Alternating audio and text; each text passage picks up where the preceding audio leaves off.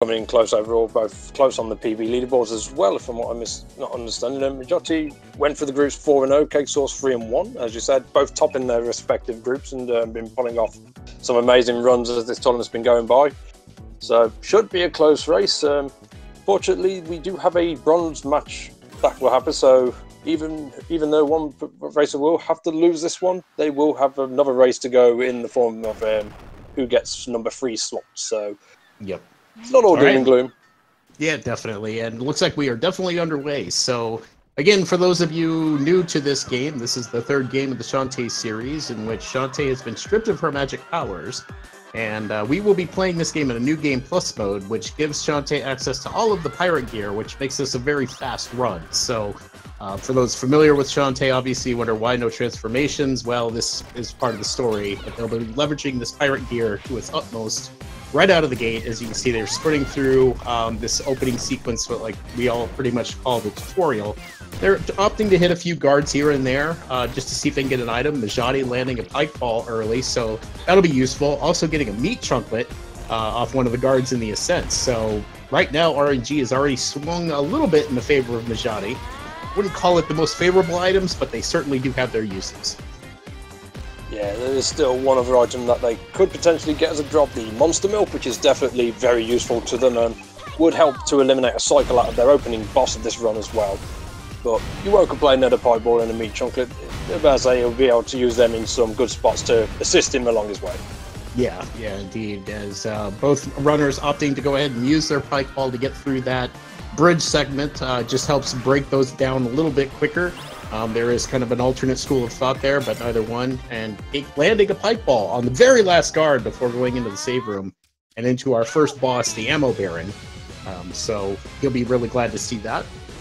All right, so this first boss, he's a bit of RNG, and Mijati just kind of stood there and took the tank to the face, not happy with the charge. The charge is the one thing you don't want to see.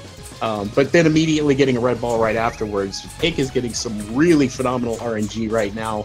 But Mijati's is not anything to shake a stick at either, so I would imagine that both these runners are about to finish their bosses right about at the same time here. Yep, sure enough, only about 2 seconds apart there, so pretty decent Ammo Baron start. Only one charge that I saw across the entire thing. Cake having to wait out the full cannon strikes, but didn't receive any charges for it, and we've got an extremely tight one right out of the get-go. Yeah, Ammo Baron being very nice. There's a few things he could do, that control time, that charging phase. He can do up to 4 in one single cycle, so it can be a bit of a time damper, but fortunately not the case this time round. So as we move on to give shout-outs to Trap Tub, as always, I'll give shout-outs to Trap Tub. Everyone loves Trap Tub. I think it's like the second favorite meme of the entire tournament up to this point. So yeah, after defeating that, we learned that the Ammo Baron is indeed the mayor of town, and that gets us in trouble. So we're under house arrest, and we want to soak our woes away. But Shantae realizes just a smidge too late that she doesn't actually own a tub, and our nefarious Risky Boots, the penultimate bad guy of the series, has once again duped our heroine into, well, very different ways, but is now accusing her of stealing her pirate gear and her men. Well, we have her gear, so we can't really dispute that. Her men, that's a different story, but she takes us to Mimic's, Uncle Mimic's shop there, where some purple miasma comes in and transforms it into this beastly bat known as a cackle bat. And we have to take him down because Risky is unarmed. This will be the only one of these that we kill throughout the run. You will see some others, but the players will ignore them as we don't need them in the any percent category. Those are a plot device used to get the good ending, but any percent, we're going to ignore the remaining ones for this. This is just mandatory. Okay, so yeah, Cacklebat down, and first, I have just a couple of things to do before they can get out of town. First, they need a library card. They also need to do a mandatory save. Luckily, it's the only one in the run that you need. Wave 4's way of just making sure we play safe before we make our journey out into the wild, as they say. Yeah, we'll see if anyone actually opts to use any safety saves. At this level, it's highly unlikely unless somebody is fearing the game's going to crash on them at any given point. But as far as I know, I think all of our participants at this level haven't run into that. So they'll be getting their trek through Scarecrow Fields. CakeSauc3 immediately cashing in on another regular pike ball drop. And they are going to try to hit as many of these Scarecrows as possible because they do have the chance of dropping some really good items. Mijati, unfortunately, getting blanked out and zeroed by the Scarecrows on his way through. We'll be hoping for at least the 5 gems from that, getting 2 bento boxes instead from the orcs at the very end. So he's a little iffy on his gem count at 30. CakeSauc3 is sitting very pretty at 47. So they'll quickly be going into these sewers, though, to get their next necessary item to move forward here, which is these flesh pots. Can't talk today. Ooh. So what they were doing there in that tight gap was trying to duplicate items. These snakes have a lingering hitbox that you can exploit hitting multiple times to get the roll of RNG.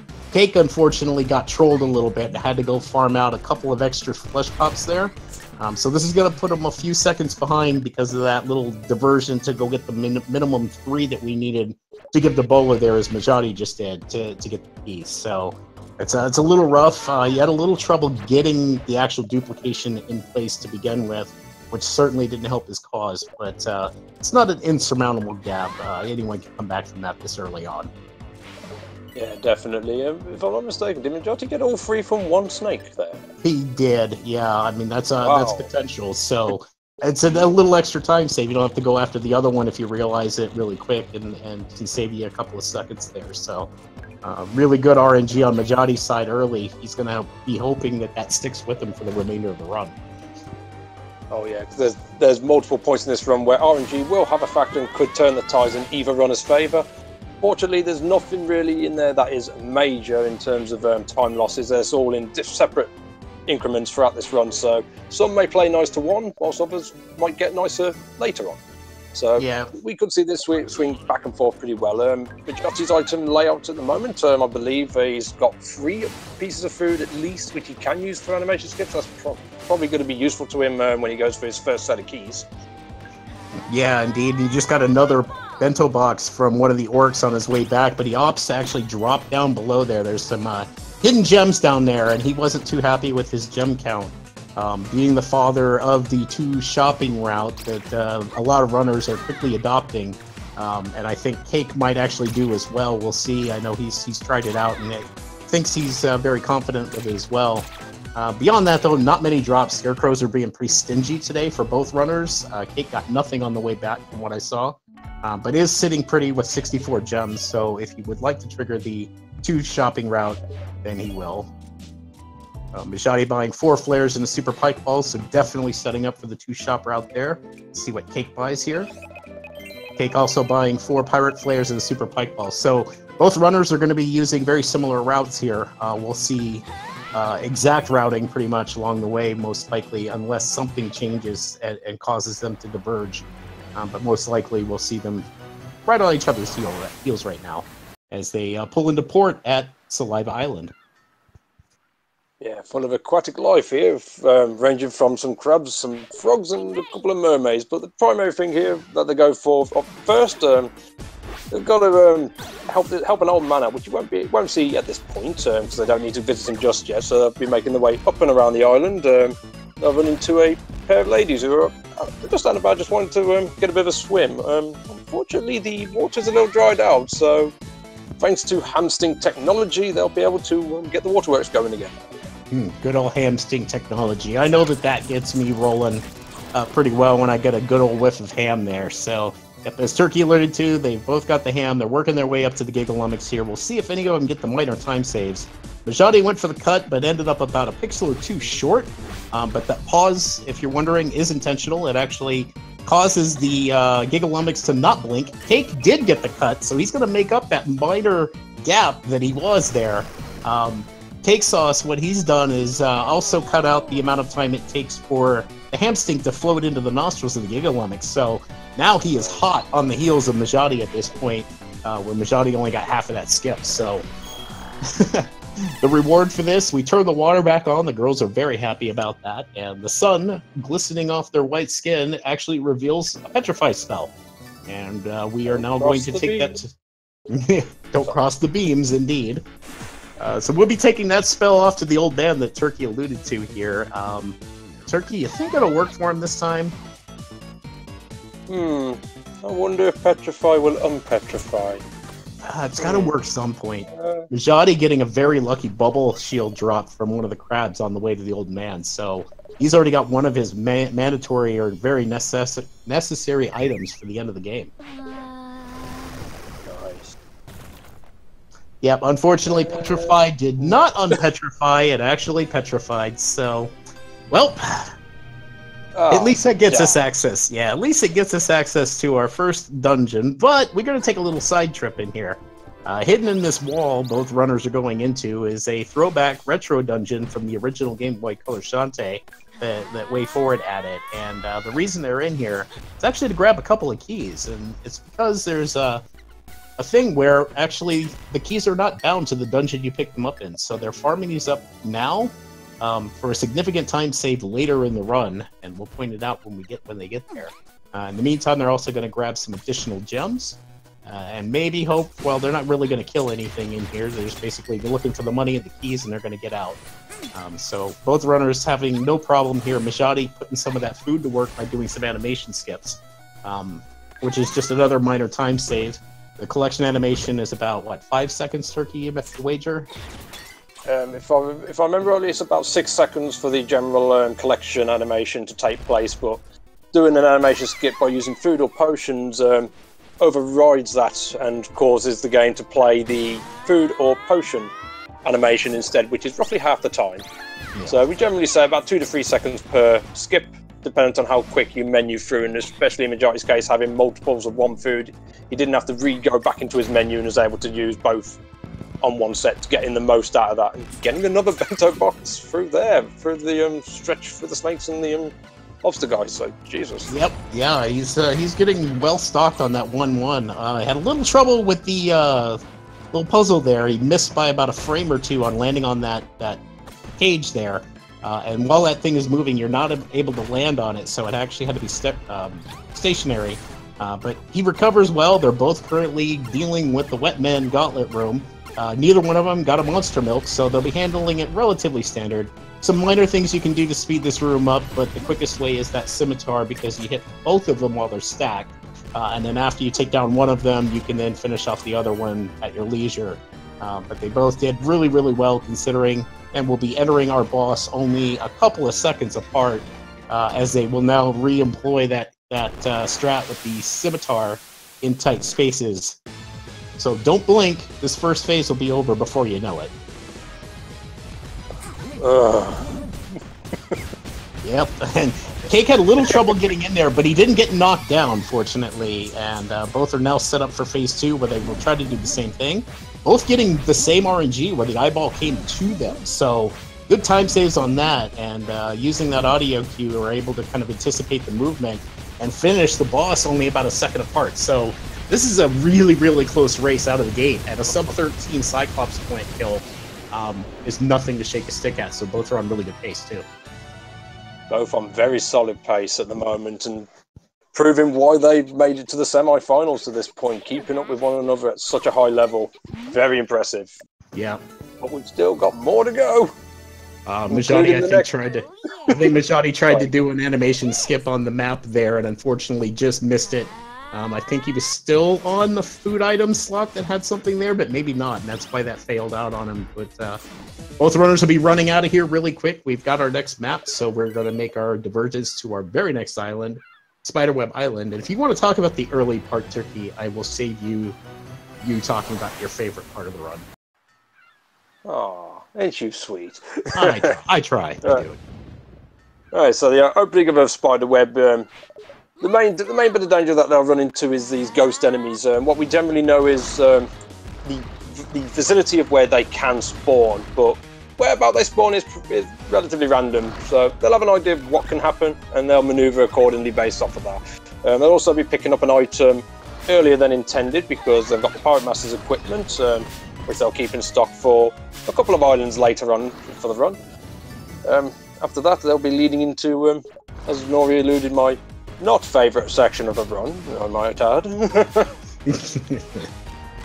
All right, so yeah, they've collected that. They're on their way in. They're gonna zip right on past the save guy. Mijati adding a few cannon shots just for good measure as he's going into this cutscene.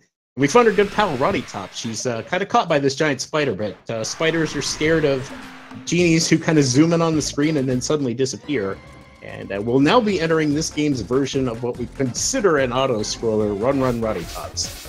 And this place is interesting. You'll notice the HUD is gone. There's no health meter, no gems or anything like that. And Shantae's sprite is changed. This is just basically a platforming section. And what the runners need to avoid is taking any contact damage at all. Any contact damage, as Gatekeeper might be displaying here. Nope, he was good there. Cake didn't challenge. He just kind of waited it out. So any contact damage they take, Shantae will explode, and you'll be sucked back as punishment to the beginning of the room that you took the damage in. So you really want to avoid that. Mijati getting hit with that the second tongue in the next room, unfortunately. So again, minor time loss. That's probably one of the better ones you can stomach, but ideally you want to get through this without having that happen at all. There's only a few areas as well that they can use to speed this up. As I've already shown, being able to cut down the side of the tongues, as well as manipulating that second tongue room by doing a shuffle, which Mijati did to activate the tongue underneath to speed them up. But apart from that, unfortunately, there's not much else they can truly do. I mean, having to wait out these Super Mario Bros. 3 spike pillars, I believe they've been dubbed at the moment. Yeah, they look exactly like them. They have a different color palette, but WayForward being very keen on video games and like to throw little homages and shout-outs to varying games of history. I believe that these sprites were definitely used as a kind of a throwback to Super Mario Bros. 3. Unfortunately, it's one of the longer segments because all you can do is wait. There's nothing you can do to change these cycles. So you just kind of sit there as a runner going, come on, can we move on to the meat of it? And speaking of, Mijati has now entered the crab gravestone room, basically. I forget what they're called, like creepers or something like that. And you'll see them jumping over specific ones. It's because we know that those have a chance to move. It's RNG on whether they will move or if they will move at all. And it's better to just play it safe, avoid them, because you just don't know when and if you'll get trolled by them. But both runners getting through there very okay. And Mijati enters one of the longer rooms. It's not the most difficult, challenging, but it's a long, winding one with these kissy robots that just want to spread a little love. Yep. Yeah, as I say, not the most dangerous of rooms, but one of the more time costly. If you happen to get caught up towards the end of this room, that's a good 40-odd seconds chunked off of your run there. So it's certainly something you really don't want to happen or see happen to anyone.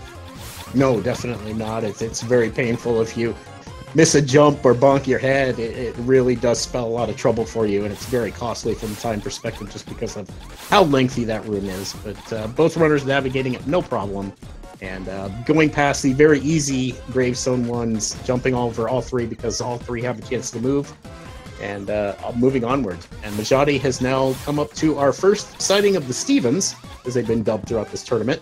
And these Stevens are a bit of RNG. They don't activate until you get close, but how high they raise before they shoot their little Stevens is a bit of RNG. Mijati getting lucky, Gates of Hell were open, and even though he had a little Steven on his tail, was able to get through there, and Cake also getting Gates of Hell open, although just barely in his case. But both making it through that room and entering the final room of Run Roddy Tops, the most punishing, as the game now throws everything that you've seen in the segment at you all at the same time.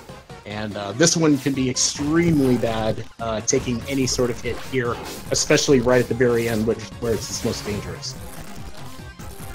Yeah, there's a chance of having a couple of those tombstone enemies both popping up and pincering you at the same time, which is pretty evil when it happens.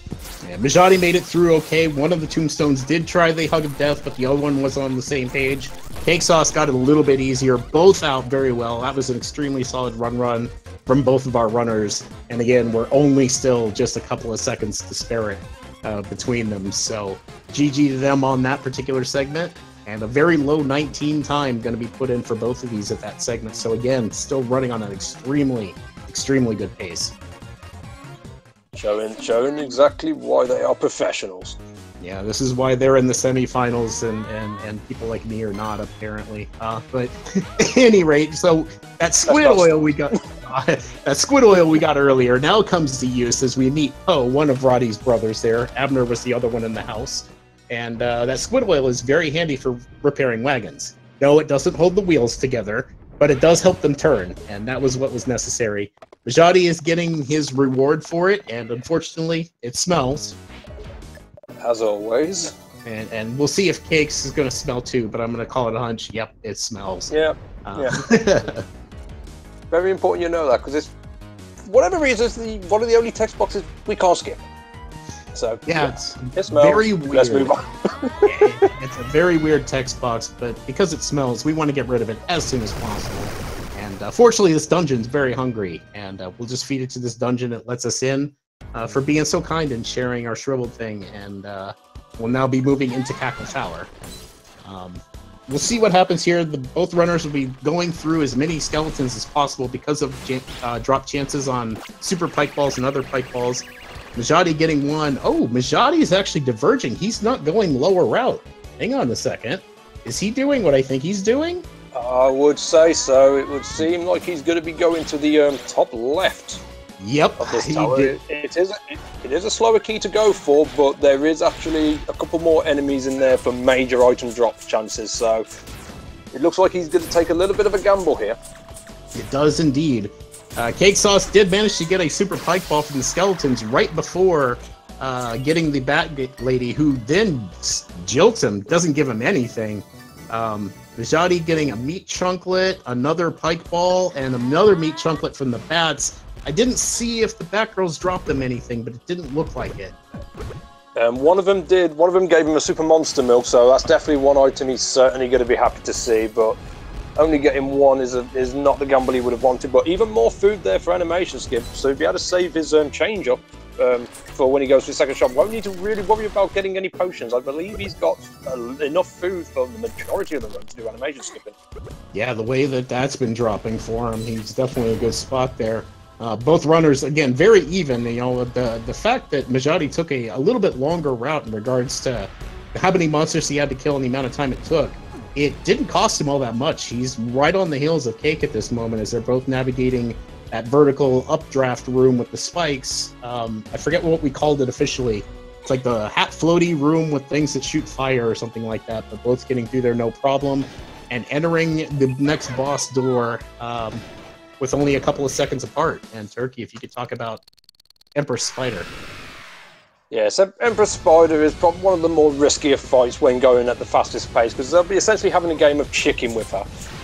By staying in her hitbox and allowing the super pipe ball to do the majority of the damage along with some hair whips. They're also going to be trying to do stun locking, which by whipping your hair just before you take a certain hit, actually stuns you rather than knocking you back. Fortunately, this also replenishes your cannon strikes, so you can essentially just stay in that hitbox for the duration, if not the entirety of the fight. The big risk in it, though, which you'll see, pretty much you'll only be left with half a heart to a quarter heart left upon completing, so there's a very good chance that they could have lost the auto potion there. Mijati taking it a little safer towards the end there. CakeSauc3 executing that fight, from what I can tell, pretty much spot on, so GG on that. But yeah, I saw Cake drop out of the hitbox just enough to kind of slow things down, but executing it very well. And as you said, Mijati taking it very safe at the end when he realized he had a quarter heart left and Spider wasn't dead yet. So both preserving their auto potion, which is very important in a run like this when you're only going to run with 2 health. There's some big time danger coming up here for the remainder of the run, and that 8 hit points or 2 hearts doesn't hold up long and gets damaged. So we'll begin our... sorry, go on. Yes. All right, so we begin our trek on Tan Line Island here, and both runners are going to opt to obviously go through these cacti. Cake did not get anything here. Mijati has netted his second bubble shield as well as a monster milk. So, again, RNG slightly on the side of Mijati still, and having that monster milk is definitely what he's going to be looking for. And neither runner opting for the Scorp Gal at this point. I think Mijati now with 2 milks in the bag. CakeSauc3, I think, has got at least a super pipe ball from the skeletons a little earlier on, so Mijati's probably in the better spot currently in terms of item management. But there's still there's still more time for where they could get it. Tanline Island, when they return later, is probably the most important area for item drops, especially through enemies and RNG. They'll be hoping to get the majority, if not all, of their major items from this island.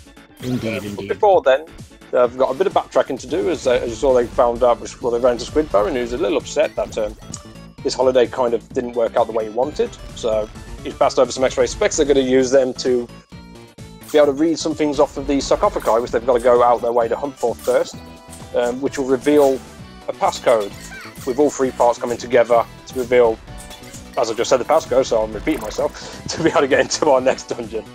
Gotcha. Yeah, we have a little bit of a route divergence here, which is not standard for the two shop routes. So Cake actually opting to go back to Saliva Island first, and him whipping at that wall wasn't out of frustration. He was trying to break pots in that wall and had a little bit of trouble with it, but it was worth 30 gems, which is why he went for it.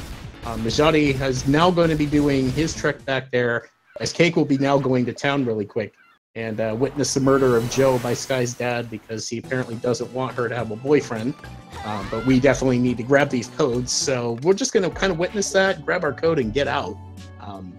But I know Mijati didn't shop there. He'll be saving his shop for the next visit to town. We'll see what Cake does on this regard. I mean, obviously RNG has not really been all that great.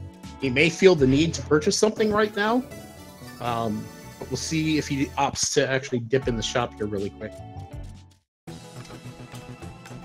He is not. Okay, good. So he's gonna bank on RNG to at least kind of help him out with this next upcoming part. Mijati is now popping into Tanline Island as well, so Cake is back there as well, just a little bit ahead at this point, and grabbing a monster milk from the cactus on the way through, and Mijati getting nothing but a few gems. So not ideal for either runner really, but Cake is going to be happy to see that monster milk. Oh yeah, definitely. Just going to go out of the way first just to get another item for later in the run, the Enchanted Blade as well. Oh, Cake picked up his map piece earlier, sorry, I just noticed. Yeah, and regular pikes on the first charge of these skeletons. There's one super pike for Mijati on the way back, and he'll be stopping to grab his last piece of the code. Cake will be zipping right on by there since he's already completed his. Not getting any super pikes on his return trip, so little subpar, I think, as it relates to skeleton RNG there, unfortunately. Man, I know their drop chance isn't huge, but you'd like to see at least a couple of drops out of there for a super pike ball, and it didn't look like it was in the cards today. Yeah, just unfortunately RNG not really favouring CakeSauc3 at this point.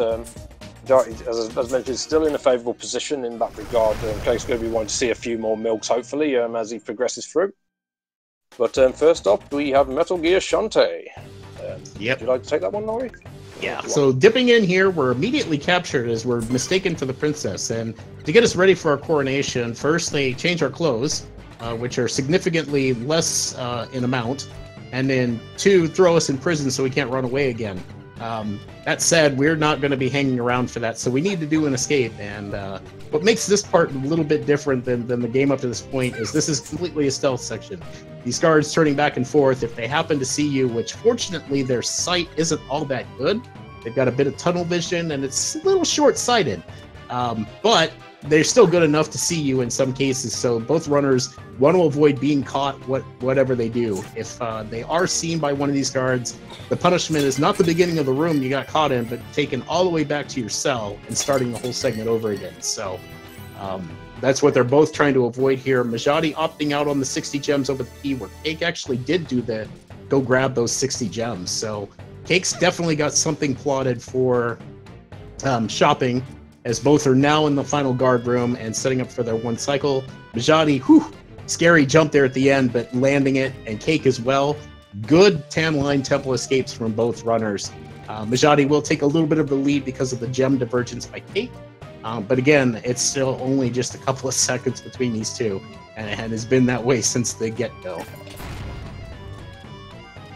I don't know what to say. I'm just impressed by the performance so far.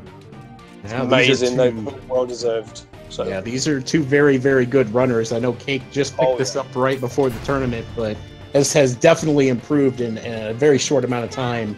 and is putting on a show as to his skills, keeping up with Mijati, who also did some significant improvement throughout the course of this tournament in this category. Yeah, just to answer your question there, yeah, it may only be 1 or 2 items additional over CakeSauc3, but that still is pretty important, because the items that they're going to be trying to collect off of this island is to set them up for the remaining bosses that take place. Because apart from this island, the only real way of getting them is via the shop, or some very low chance drop kills from other enemies. So at the moment, Mijati will have an advantage, but probably not anything major to this point. No, there's still a lot of races to go, and I think some performance on the bosses, buffs or no, certainly have an impact on this. You know, you may not have the best buffs, but if you're still not avoiding damage or doing things in cycle with these bosses, it can cost you a bit, even with the best items. So we'll look forward to seeing how that goes as they both get the ruins out of the way with that reward. Seems like every time we get an item, we immediately pass it off. It seems to be a going theme here. So Shantae is not one to keep whatever reward she gets. And this opens the path for that. Ooh, Mijati getting momentumless boots there on the slope room. So very well played by him. That'll save him a good 2 seconds, as that's how long it takes to do the risky shuffle there. So that'll extend his lead just a little bit more. But opting to dip down and grab those gems in the beginning of the Lost Catacombs. So Cake obviously is going to make up a little ground there. So again, these runners are using all their knowledge in this particular run and knowing where gems are and what they need from a shop perspective, and making a choice on exactly what items they're going to pick. All right, both going down through the purple block room. Cake had a little trouble early on in the room, managed to salvage it. Neither one running into any danger of dying there. And Mijati getting a monster milk, Cake getting a bubble shield and a monster milk from the cactus in the gauntlet room. Nice. Mijati, I think, also got a milk on his way down the purple block stretch, so he's at least got the minimum milks he'll need or required for the run. Yep, and a super pike ball there from the Scorp Gals, as unfortunately Cake did not get any. Both setting up for the cycle, the Crusher skip. Mijati bonking his head, and Cake squeezing through. So Cake's going to get a good few seconds there by getting that one cycle where Mijati had to wait out that Crusher because he took a bonk and obviously didn't want to take the damage and be sent back to the beginning of the room. So, wow, just lead change back and forth. But now we're up to Squid Baron. Squiddy, he's a bit of a scripted fight. We know his attack patterns. He does a charge, he does some jumps, he does another charge. And ideally, both runners are going to want to kill him during that second charge phase or before, if they know how to manipulate him, okay. And looks like Cake's dead on set. Mijati as well. So now all they have to do is crack his shell open. He'll go into an eating phase, and then you can just sit there and wail on him. And I believe Cake is going a regular monster milk and a super pike ball. And Mijati's using a super monster milk and a super pike ball. So Mijati actually pulls back in the lead because of the slightly stronger milk usage. But Cake finishes his off, both of them having a pretty decent fight. Mijati kind of got hung up a couple of times, but nothing too dangerous. And got another lead change, Turkey. I'm not surprised. I knew this was going to be close. I probably didn't know how close it was going to be. It was going to be this tight right off the bat, but wow. Very impressive so far. Right, both of them will now head back to Scottown before making their way to Mudbox. They need to get another key item, the Death Mask, which will allow them to gain access to the next area. But because of the shopping route they've taken, they'll be obviously, of course, taking their second shop and hopefully their last. Good to see what they pick up. I'm going to guess Cake's also going to pick up a few milks. Yeah, by the sound of it. Let's see what happens. Mijati in there. He's going to go ahead and buy his remaining 4 flares. He's going to buy 2 super monster milks, and that's it. 4 flares from Cake. And I think he only got 1 super monster milk. I might have missed something before that because they were almost shopping at the same time. But I definitely know that both are pretty much calling it good here, I think, from a shopping perspective. Cake's a little hurting on some fronts. 3 set of super monster milks, so he's got his final 3 milks for the run. Although Mijati did have all the milks required for the run, he opted to get another 2 super monster milks to make the boss fights a bit safer and quicker as well. So he's pretty happy with the remainder of his item layout to say, right, I'll upgrade my milks so I've got stronger attributions in that field. So both of them now should at least have the minimal requirements for getting through this run at high pace. So now it's down to execution with some RNG elements here.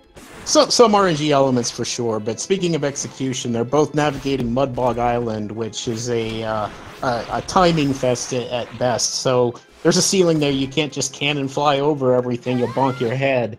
So perfectly timing your jumps, your hats, your cannons, and whatnot. Getting through here smooth as butter is obviously the thing to do. Getting caught up anywhere could result in you taking significant amounts of damage as you get swarmed. Neither runner having any problems with that as they've run into Hexor, handing over that death mask that they stopped in town for, and getting access to the Village of Lost Souls. Yes, the Village of Lost Souls. Right, what they're going to be doing up in here is they've got to collect a set of coins that belong to some inconspicuously looking gamers. It's a very nice little game of heads and tails, pretty much. So this is another RNG section of the run, or highly demanding skill section, depends on who you ask. Yeah, once they get the free coins, they'll make their way back into the central area, pass them over to the gamers, play the game of heads and tails. Most runners usually select heads because that's the option you normally start with, although there's a few that do diverge to tails. And it's down to the gamers then. Fortunately, Wave4 did give us a safeguard in there, so should they fail the gamers 3 times, the 4th time is always a guaranteed victory. So there's at least that, so they won't be stuck here forever, thankfully. Yeah, it's just you don't want to be in that position of having to go back and forth, especially if the red gamer is feeling like he wants to be a mega troll and give you tails every time you get to him, and you're not using that tails route. But both runners right now getting their final coin at this point, having not too much trouble with the ghost room. There was a little bit of trolling that happened there, but nothing too significant, which is pretty standard. I think you always go into that room expecting to take a hit or two, and basically in sync, leaving that red coin room because of a animation skip done by Mijati there. So we're going to be doing simultaneous coin flips by the look of it at this rate. Place your bets. I'm not even going to guess. I'm afraid I'm going to curse him. All right. Heads. Tails from Cake on his first one. Mijati got kind of beat up early game, so he's going to take a slight lead here because the blue gamer gave him a few tails. We'll see how Cake handles the remainder of this. Yeah, he's getting bounced around now too, so this is the unfortunate side of RNG with this and how big of an impact it has. Where we were synced pretty much getting here, now you've got a good 4, 5, 6, 7, 8, 9 second difference between the runners. So yeah, that's how bad that room can go from a time swing perspective. But both past that particular fun, skillful part, turning in this hopeful flame to start a fire and summon this Shadow Man, who's going to provide us his wonderful, great-smelling Old Spice, which we're going to need here very shortly. I'm pretty sure that'll give our runners some power. Yeah, a little bit of power, but this is only the power to open a door. Yes, we'll hate you later. Yeah, all right. They needed that smell because they needed to enter the next dungeon. They don't allow pretty-smelling ladies in there. You've got to be a dirty old man to gain access. Yeah, the dungeon will not let flowery people in. It's just what it is. So, that lucky super pike ball drop from Mijati going through the. He hit a couple of the little mini golems and got rewarded for it. Wow, that's pretty rare. Yeah, he was. I think he was looking for that since he only stocked up on milks. His pike ball situation's been a little iffy at best. So that's very lucky, very fortunate to get that drop. But Cake's demonstrating the power of the risky shuffle. The puzzle there is to line up those elevators to be able to charge through that block, but the risky shuffle allows us to just kind of skip all of that and cut out a massive chunk of this dungeon, which is a big loop and really annoying place to go. Cake gets to Dagron and does only have normal pike balls, so he'll be using one of those super monster milks along with a regular pike ball, where Mijati will be using some better gear, but having a little bit of trouble getting juggled around right now. This is not a good start for Mijati. He's got to be very, very careful.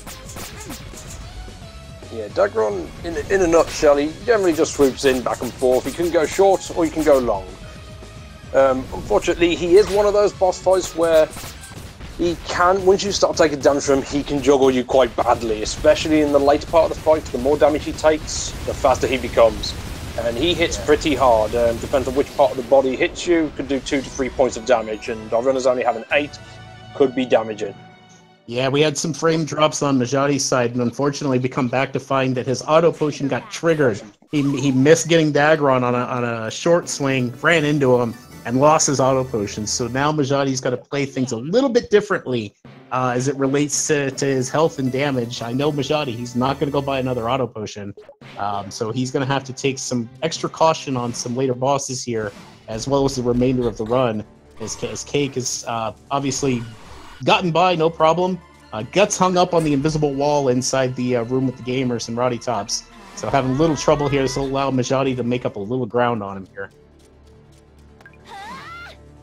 Still, both runners keeping up with each other very well. So, yep. See if there's any separation as they will make their way to the next island, Frostbite.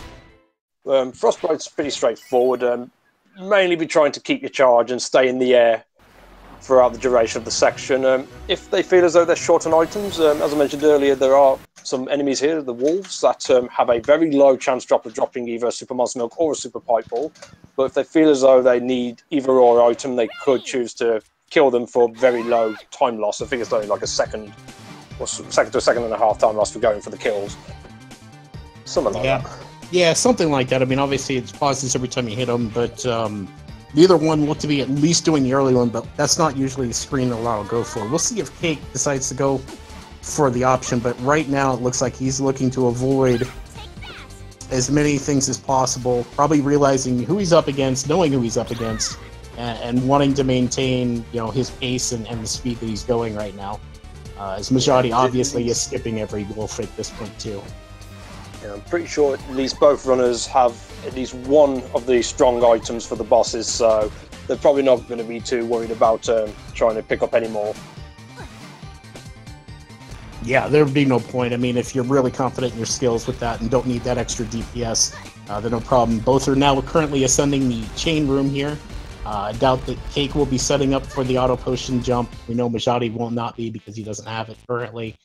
So we'll see a pretty standard propeller town here, which is a good display of platforming and the fun of the pirate gear. As there's some very long horizontal rooms here that the hat combined with the cannon pretty much make just a joke of and trivializes the whole thing, but well designed by Way Forward, taking into account that if you do play this in particular mode, you can do things like this and making a lot of fun to just platform through. Yeah, it's a great display of how the Pirate Master's equipment truly meshed together within a run and within a casual playthrough as well. So far, both runners are traversing very nicely through. Yeah, we're coming up to the more fun one with these updrafts, these robots and whatnot. Again, runners don't want to get paused, so they'll stay up in the air to avoid the contact damage with them and move on to our last vertical room, making the way up and around to visit an old friend of ours who's suddenly in the employ of the bad guys because we gave him that set of glasses. CakeSauc will be coming up to Bolo here in just a matter of seconds. Mijati hot on his heels, also walking into the room at the same time. So, again, we're only about a second or two apart between these two runners. It's an amazing race to behold at this point. Oh, definitely. Now, hopefully Bolo has finally figured out how to tinker that targeting module, and hopefully it will hit his mark this time round. What do you think? No, you know what? I mean, Bolo has never given me reason to actually give any sort of, instilled trust in his abilities. I have a feeling that this shot, just like all the ones prior, will probably go astray. But first, we got a little bit of sidetracking to do. I choose to have faith in my fellow idiot. Well, that's because you like to worship him where nobody else does, and I don't quite understand that, good sir. Fair enough. I'll give you that. At any rate, so backtracking, we had that lost soul that we got as our reward for beating the Oubliette of Suffering in Dagron. And both runners are taking this back to the zombies, who obviously know about dead people, And we identified that soul as the one belonging to Joe. If you don't remember who Joe is, he's the guy that got turned to stone by Sky's dad. I mean, you can't mistake that funky fresh mustache. So now armed with that, we do have one other little side trek to do, but it is actually in Scuttletown. We got to go all the way back over to the palace. And if you remember that sword that both runners picked up early in Tanline Temple, we've got to deliver that really quick, as Cake trying to avoid some scarecrows and Mijati also avoiding. Cake did hit one and got rewarded with a regular pike ball. He would have loved to have seen a super there, but alas, RNG still not favoring Cake on that front. You better see a nutbuster. Well, we'll see what happens. We're coming up there. Looks like Cake's got the alignment, so does Mijati. Turkey, I got good news for you. Don't turn around, guys! Don't turn around! And they're only a couple seconds apart, too, so it's going to be back-to-back. Cake not turning around. Neither's Mijati. There you go, Turkey. Yes! Double nutbuster hype! Okay, maybe I'll exaggerate a little bit there. Maybe a little over the top, but, you know, Turkey's favorite trick, and both runs are valid in Turkey's eyes at this point, so very well played by both of them. Yeah, to be fair, their performance so far has been so amazing that I'd have let them off anyway. Yeah, and I wouldn't blame anyone for not adjusting if they hadn't have gotten it, because they know what's at stake here, so definitely want to avoid that.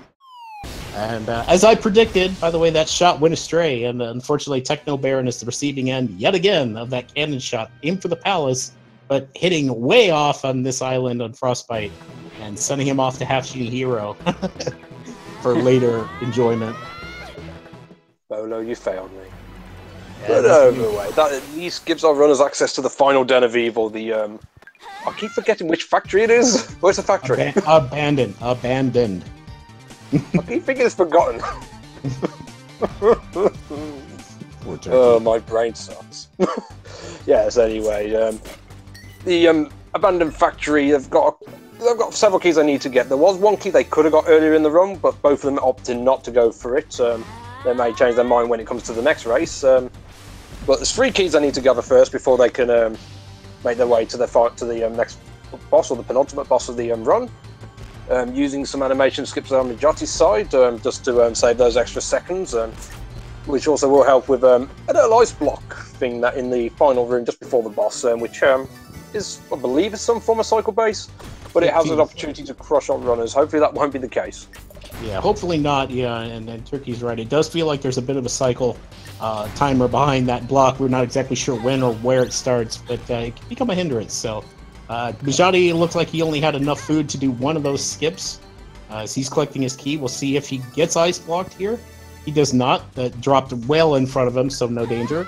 Cake also getting the same thing. So neither runner stymied by that. Will be entering our next to final boss, basically, the Steel Maggot. And I believe Turkey alluded to, this guy's a bit of RNG. The way this guy works is he's got these 3 buttons on his back, and you have to use the cannon to press those buttons. And the code is RNG as to what the correct order is. So it's, 1, 2, 3, 3, 2, 1, so on and so forth. Mijati getting a pretty decent go of it. Cake having a little bit of trouble. But, fortunately, Mijati also has the luxury of that extra bubble, where Cake does not. So Cake's got to be careful to avoid those shots. And no pike ball being used by CakeSauc3 either. So he's got to make sure that he gets in there and gets those whip strikes in as quickly as possible. He's getting that button hits on pretty much next. I think it's frame perfect, actually, to prevent the bullets from actually firing out. So very nicely done there. Yeah, and only 2 seconds apart, they both dispatched the boss. So this is going to come down to ultimate execution and maybe a little bit of Pirate Master RNG. I would say so. There is also that tower climb, which is quite an integral section to do. I'll explain a little more when they get to there. But both runners, again, still very close, and I believe both on for a high 51 pace, which is mental in a race, to be fair. Yeah, I mean, that would be right about Cake's current PB space and not too far off of Mijati's.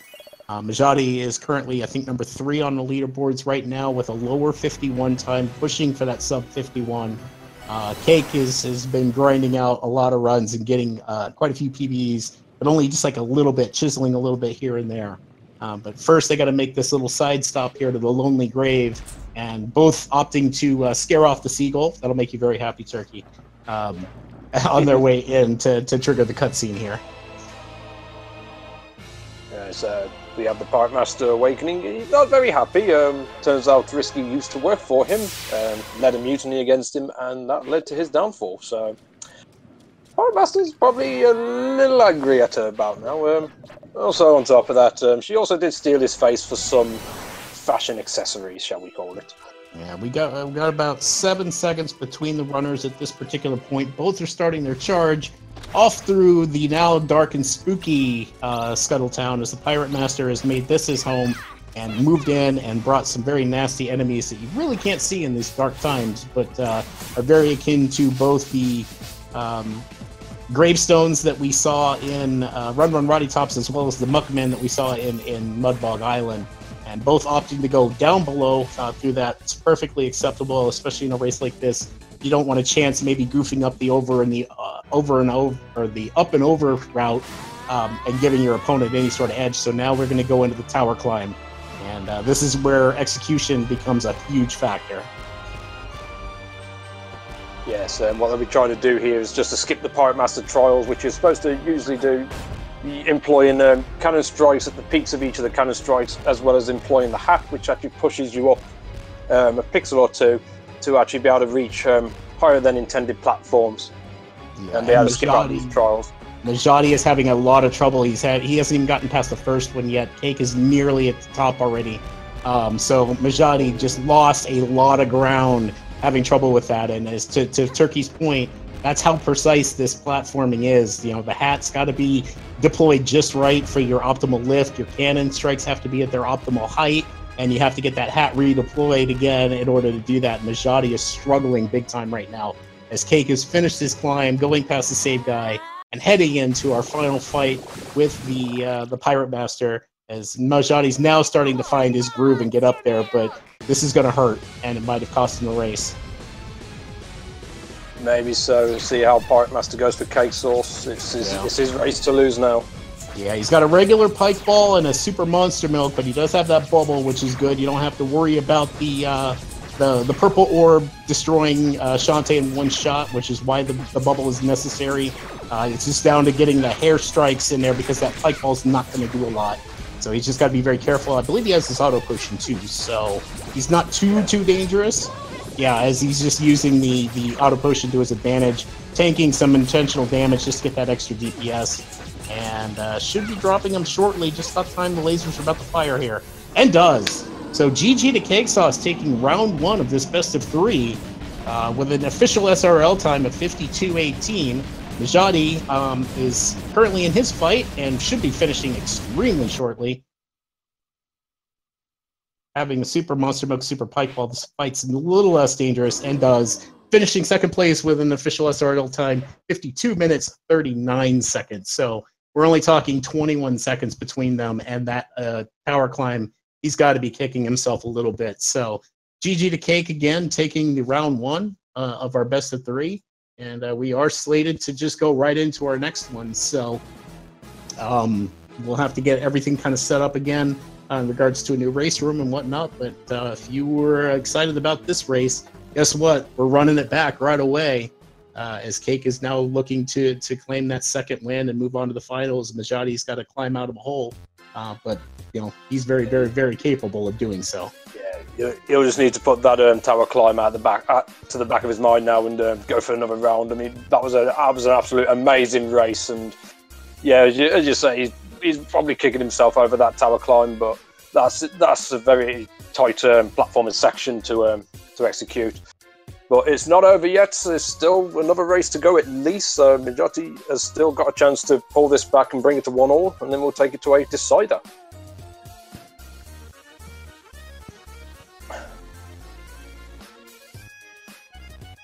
Just checking a few things here. They're kind of chatting with each other in the race room. Don't blame them. I mean, it was a close race, so they're both probably feeling it, but definitely need to get some things set up here for the next race. If they could pull that kind of performance off again, wow. Well, I don't know if I can take another performance like that, but I certainly want to see it. I mean, these races are best when they're extremely close, so they're going to take. Definitely. Looks like they're going to take about 5 to 10 minutes here. Just a little bit of a break there, one to calm nerves, and Mijati wants to take this opportunity to potentially, kind of improve what he figured out. Basically, kind of learn that there was actually some timing and visual cues, but it didn't quite kick in apparently in that last race. So he's going to take this time to get a little bit of practice in where he needs it, and we're definitely going to see how this next race will play out.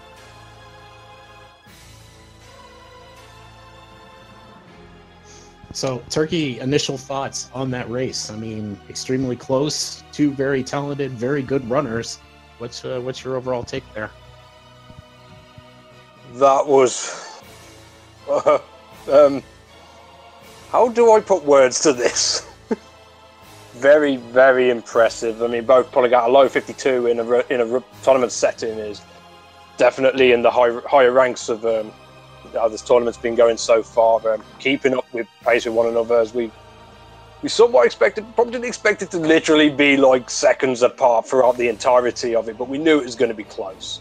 Yeah. I mean, we know how the game swings back and forth, but Cake making very, very good decisions when RNG was really putting it to him. So I'm really impressed with what Cake did in that run, based on the fact that he really wasn't getting much from a drop perspective and having to underpower some of those bosses. Yeah, he executed his item management very, very impressively. Not getting very much through, I think, by Squid Baron. He had a super pipe wall and a regular monster milk, and that was basically it. Opting to make sure he grabbed additional gems, so when he took his final shop, he can get all his flares and a free set of milks. Sacrificing having both strong buffs for the bosses, but at least making sure he's got one major item to work with them, and he felt comfortable enough to do that in that way. And I know a lot of high-end runners generally work with what they're given, so very nicely done, very impressive indeed, for sure. Yeah, that's just showing the skill and the knowledge base. I mean, when you're not checking your inventory every 5 seconds, you've got to keep it in mind what you've picked up so far. So every item you get, you're just taking a mental tick in your mind and knowing, okay, I got this, what can I get away with? I've also got these amount of gems, and trying to factor in what your next shop is going to look like, to make sure that you're getting what exactly you need or think you can get away with for the remainder of the run. So it's just a testament to both of these runners. I know Mijati kind of fathered the two-shop route, but Cake has very much picked up on it and cleaned off of it very, very well, and has adapted in just a short amount of time, which is a testament to his abilities as a speedrunner in general of this game. So I'm looking forward to an extremely tight second race here. We'd like to see potentially a third, but obviously RNG will have a factor. Nerves will have a factor, as obviously now Mijati definitely feels that pressure of knowing that he's got to win 2 in a row. And Cake obviously isn't going to slow down for anyone. He's going to keep doing his thing. So we'll see how it all plays out here very, very soon. As I believe we're going to start getting... Yeah, as we say, that was a very impressive opening race for this tournament. I know Mijati's newer to this game in comparison to Cake, but has climbed up the ranks at such a pace. It's quite ridiculous, to be fair, but in a very, very good way. CakeSauc3 I've known him to do quite a few different speed runs over his time, and to me, he's a natural at speed running in general. Of course, I've experienced what he can do with Half Genie Hero, so I couldn't pick a winner from the get-go, to be sure. So Cake will at least go in with one victory in the bag. So if he does take a loss, at least he knows he's still got one more to go to be able to take it through to the finals. But as I mentioned, there is a bronze match that's going to be taking place as well.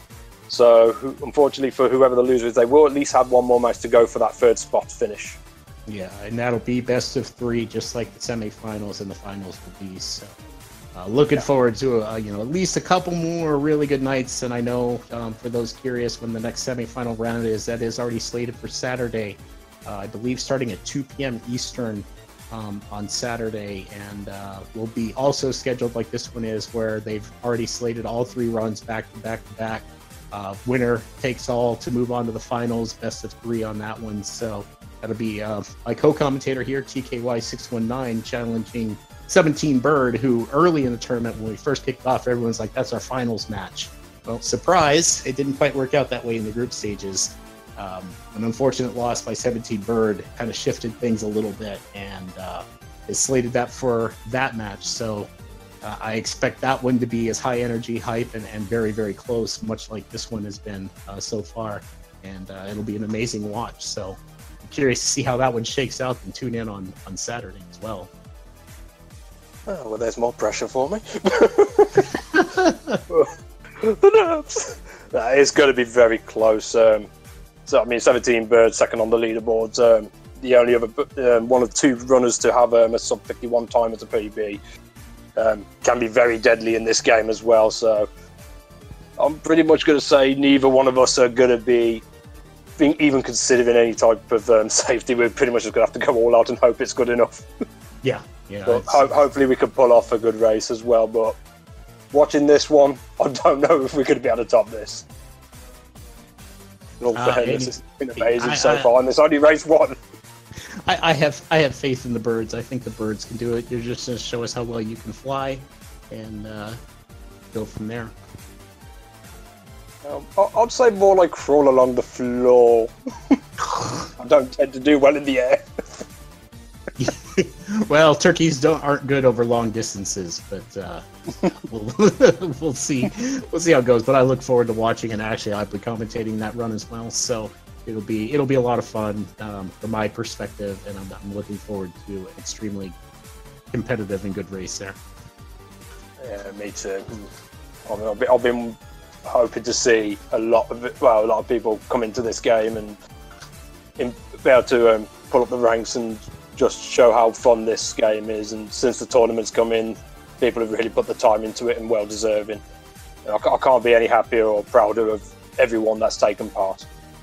And I'm not just saying that randomly. I honestly feel that way. No, I feel the same. I mean, we talked about this for months, putting this tournament together, and I'm very proud of how the community all came together and rallied around the idea, and have been really excited. And then, getting into the practice and everyone really showing what they were capable of, and they put the time in the practice into the run itself, and seeing that improvement. And it's been a beautiful thing to watch.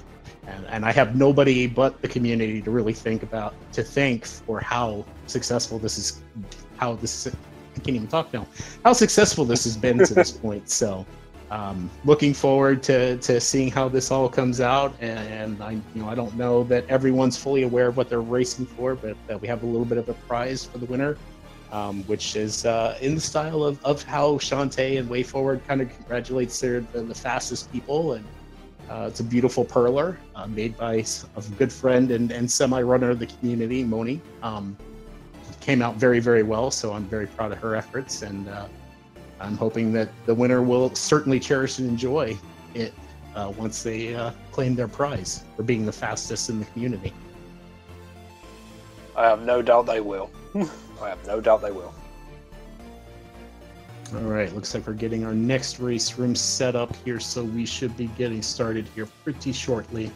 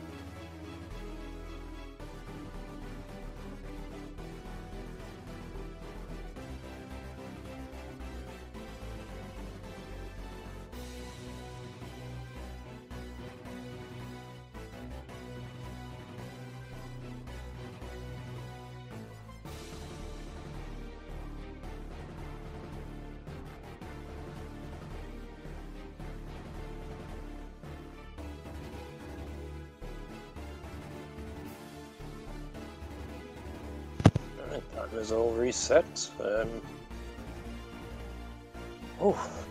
Not sure I could take another race of that. I'm looking forward to another one like that. I mean, that's high energy. That is high energy going on there. So look forward to it, but if I go silent, I'm just staring in awe. Yeah, we were just taking a second to get things set up, make sure we were still good to move forward. Looks like we're getting ready here. Our racers are in the new race room. We're just waiting for us to be kicked off, and we'll be doing our immediate run back of this. And again, this is for all the marbles. Cake, he runs like he did last time. He's got a decent shot. Mijati obviously will shake off his nerves here. I think you're going to see a slightly more aggressive Mijati in this particular race, but still within his abilities. And I'm looking forward to this being another very tight match. Oh, definitely.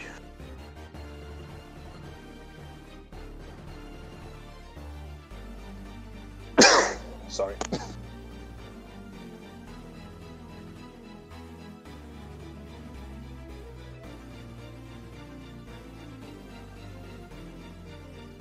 All right, chat. I don't know about you, but I know I'm getting pretty hype about this year. It's going to take a few more seconds before we get started. But how'd you guys enjoy that last race? Looked like you were enjoying it quite fervently, as everyone was kind of in and out going. Every time I look back, there's a lead change, and imagine watching it the whole way and watching how it all came out. Again, some new interesting strats that happened with that, but definitely didn't detract from how close that race was. RNG, we'll see what we got in store on this particular run. I'm definitely looking forward to this. So.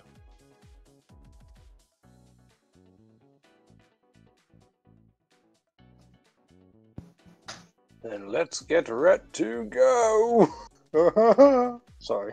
The good old catchphrase that started with the original GBC Shantae, believe it or not. So that's an oldie but goodie within the Shantae series. That saying is in all 4 games. So it's been a fun ride going through all those games, and looking forward to more, hopefully. I know that a lot of us are big fans of the series, big fans of the speed runs. Turkey and I are a couple of people that run all 4 games. Turkey's got extremely good times in every single one. I'm kind of mediocre at best, but I do the best I can. Looks like we're about ready to get started here as Mijati is set to go. Okay. All right, let's get ready.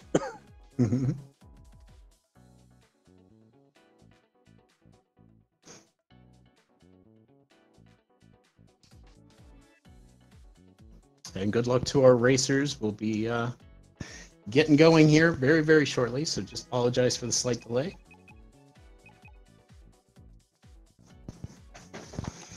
And for anybody who's just tuned into this is our semifinals match of the Shantae and the Pirates Curse Any Percent Pirate No Out of Bounds tournament between Mijati and CakeSauc3. CakeSauc3 just won round 1 of this best of 3, and they're now be starting race number 2.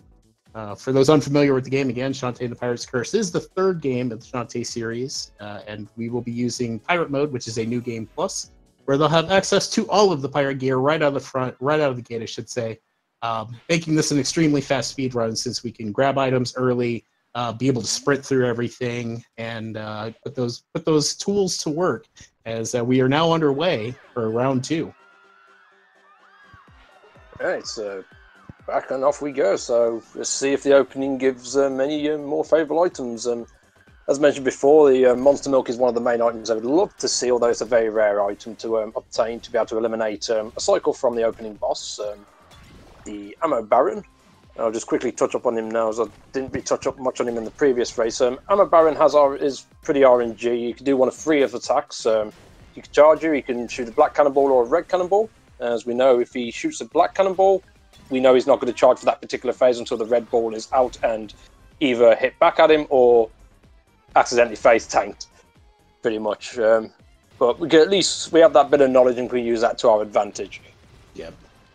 Yeah, and the platforming through here at speed is a little tricky. Mijati did get hung up in that one room before the first vertical room.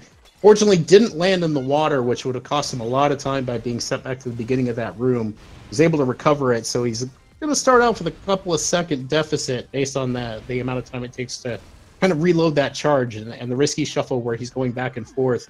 That's a little trick that we use to kind of tell the game that Shantae's been moving in one direction for 2 seconds, which is the amount of time it takes to charge up the sprint. But we're able to do that in very tight spaces by using the D-pad as well as the analog stick, by holding one direction with one, overriding it with right with the other, and allowing this. It basically just continues that charge up as we go into that first boss, and Cake's getting the worst end of it right now. That's a 4 charge right out of the gate by the Ammo Baron, where Mijati is already 2 red balls in. So here we go with the RNG already kicking off now and doing what it tends to do to runners in this particular one. Mijati finishing Ammo Baron with the 208. Cake should be done with the second phase at this point and getting a 213. So at about a 5-second disparity at this point, just because of Ammo Baron RNG, even though Mijati had some trouble with platforming early. Yeah, it just shows what Ammo Baron could do from one run to another. RNG was pretty favourable to Cake last time. This time, not so much. Hopefully that will not continue throughout the remainder of the run, as the rest of the RNG will take its course. Yeah, there's still a lot to be done. At this point, but we got a little bit of text mashing to get through here. This is a quite lengthy cutscene after that. So Shantae's in trouble. The Ammo Baron is actually the mayor of town based on the events of Risky's revenge, and we just attacked him. He was just moving in to claim what was his, and we're now against the law in regards to that. So we're gonna go soak our woes in Trap Tub. But Shantae doesn't really own Trap Tub. It was just a fixture put in place by Risky Boots while we were defending the town to capture our poor half-genie hero, and is now being accused of stealing the pirate gear, like Risky's pirate gear, as well as her men. And, well, we got the gear, so she's got us red-handed there. But we'll be taking on this very nasty Cacklebat in Uncle Mimic's laboratory. Yeah, fortunately, it's the only one they'll need to kill, because being any percent, the Cacklebats are only in retrospect, for the true ending of the game. So at least any of the others that they will come across, they can just flat out ignore and move forward. Yeah, and you'll notice both runners, after killing it, did move back to the center of the room. Very Mega Man style-like thing there. If you were to stand off to the side, you have to wait for Shantae to walk to the center of the room before the next part of the cutscene kicks in. You're given the lamp, and you're able to suck that dark magic up. So wise play for both runners to just remember to get to that middle of that room to save themselves some valuable little amount of time. But now we'll be doing a little bit of side questing before we leave town. First, we got to go visit Sky for her library card. We're going to tell her that we just want to read a book, and she wants to see that. So happily loans that over to us, and then we'll be hopping into the save room to take a mandatory save. And without that, we wouldn't be able to leave town. So we had to get both of those items before that red guard at the end there lets us pass and move on into Scarecrow Fields, as Mijati is doing currently. And they'll be taking out all the Scarecrows along the route. It's pretty much because they've got a chance to drop certain items. And there's quite a few they could drop. Drop anything from food, pipe balls, super pipe balls, or monster milks. Super pipe ball and the monster milk is certainly the ones they'd want to see. But any drop will at least be some form of assist to them. Yeah, Scarecrows were being extremely stingy as usual and didn't give anything. Mijati did get a bento box during one of the orcs there, but he's probably not too happy with his gem count, and I don't think Cake would be either, as both are going in there with the 20s as their gem count at this point. And we'll be trying to duplicate items off these snakes. These snakes, when killed, have a lingering hitbox, and Mijati, unfortunately, had some bad luck on that particular front. Cake had to use both snakes to get his 3. Mijati had to go farm up some extras there. So unfortunate luck for Mijati, but he was able to get them relatively quickly. This will allow Cake to get in the lead again and turn in for the Royal Gate Key to Bolo with those 3 flesh pots. Yeah, a little bit of a reversal there from the previous race, but yet again, both runners staying close and switching back and forth, so I'm already hyped enough as it is. I can't handle anymore. Indeed. So with that brochure we picked up in there, we were able to go right to the Squid Baron here and hand that over, and he's going to give us that squid oil. Mijati almost fell back into the sewers there. It was very, very close. Fortunately, saving himself a few valuable seconds by remembering to cannon and make sure he didn't hit that loading zone and get triggered into the sewers again. So they'll both be running through the palace here very shortly. Both are going to be hoping for gems from these candelabra that they're running through. They have the chance of dropping that or a heart. And the gem count is the most important bit, as they're both going to be looking to get set up for their shopping. We're going to see what Cake does here.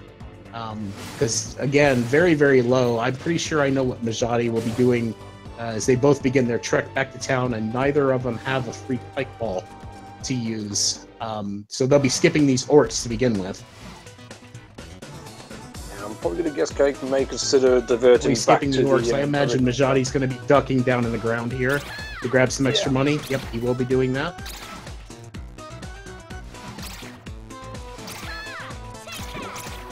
We got Cake choosing to forgo that. Cake going back to Scarecrow Fields is blanked out again, so his gem count's extremely low. Most likely he's going to switch back to the more traditional 3-shop route, and he just barely has enough money to do what is even needed for that. So RNG is not on Cake's side right now on that front, as Mijati gets himself a lobster tail from the Scarecrows. So this would be a... Did he buy 4 and just skipped out on the... I gotta watch that again. Okay, no, he went with the traditional. He went with 3 pirate flares and a super pick ball. So he's definitely going with the more traditional 3-shop route. Mijati obviously taking that detour for the gems. He did go ahead and follow his more traditional, buying 4 flares and a super pike ball. Although it is known as the more traditional 3-shop route, it can be diverted into a 2-shop route dependent on how the runners, how CakeSauc3 in this case will feel.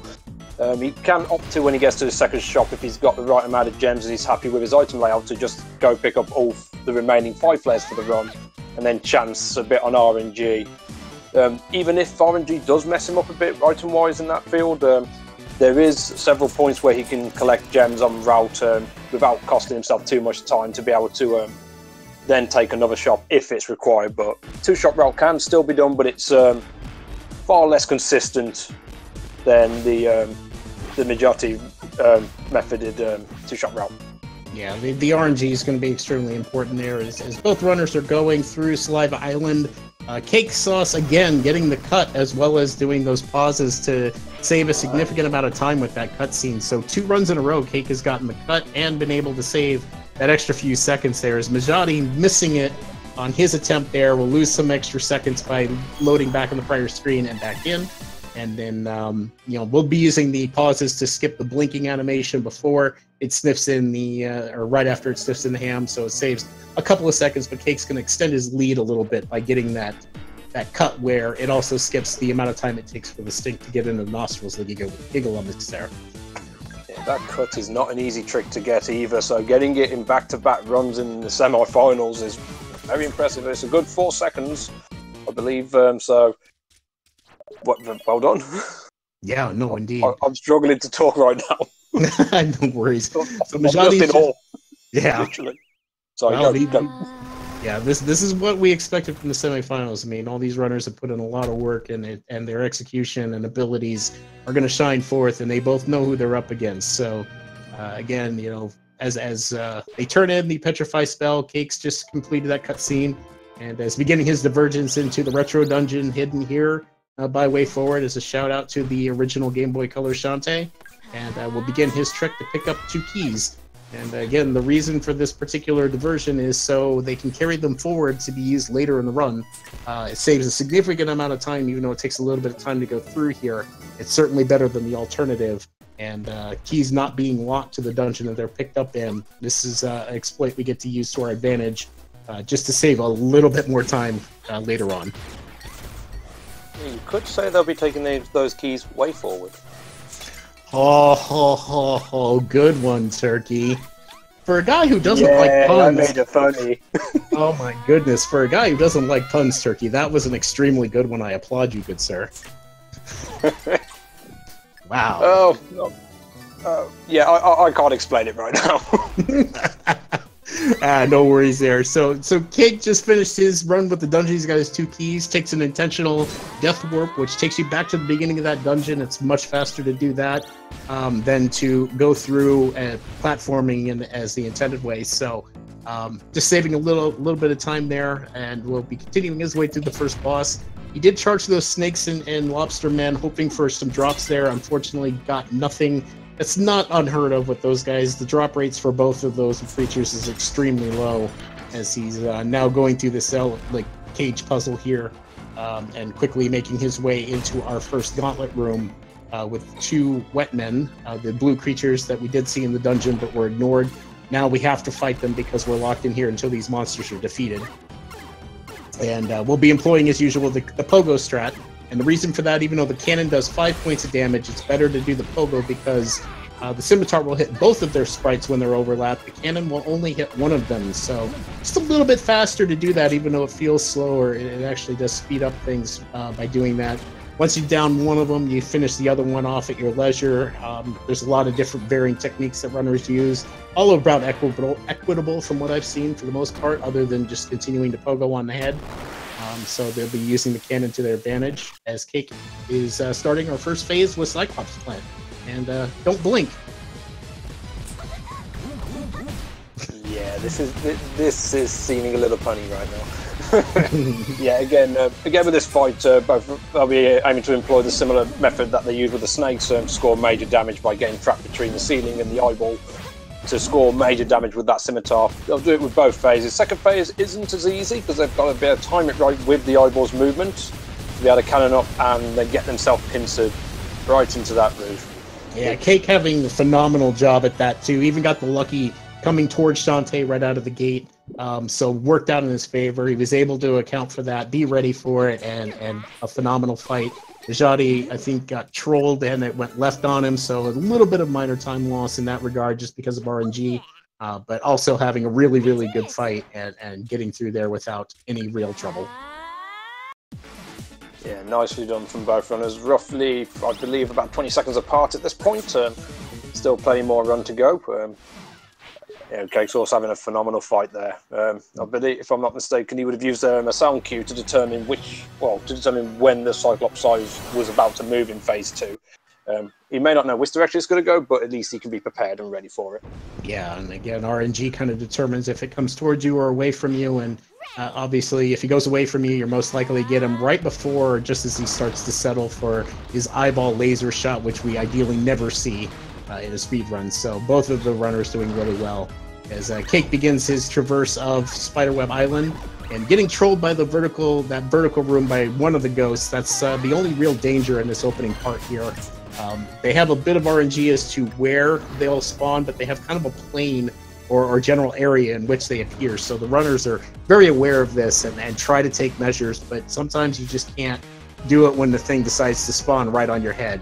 And Mijati getting lucky when he took that damage boost at the top of that room that he didn't get knocked all the way to the bottom, actually ended up on that ledge at the top there. So did save himself from being dropped all the way there and losing a significant amount of time. As Cake completes his run, both of them collected their relic, and Cake is now entering Run Run Roddy Tops. And sorry, Turkey, I had to catch my breath so you get to talk about this part. It's okay, you took the last one. Alright, so yeah, we generally see this area as a variant of an auto-scroller, mainly because there's not much you can really do in the section. So you just got to pretty much play within its rolling path. As you notice, no longer have any health or gem count applied to them, and pretty much how the area goes is, don't get hit. You take a hit, you'll explode into a million pieces and get sent back to the beginning of the room that you died in. They will encounter multiple things from those grubby hands to the yicky tongues, kissy pots, and an enemy Dr. Stevens. Apart from that, there is a few little things that they can do to speed up, to be able to cut around some of these tongues in the first room of the tongues.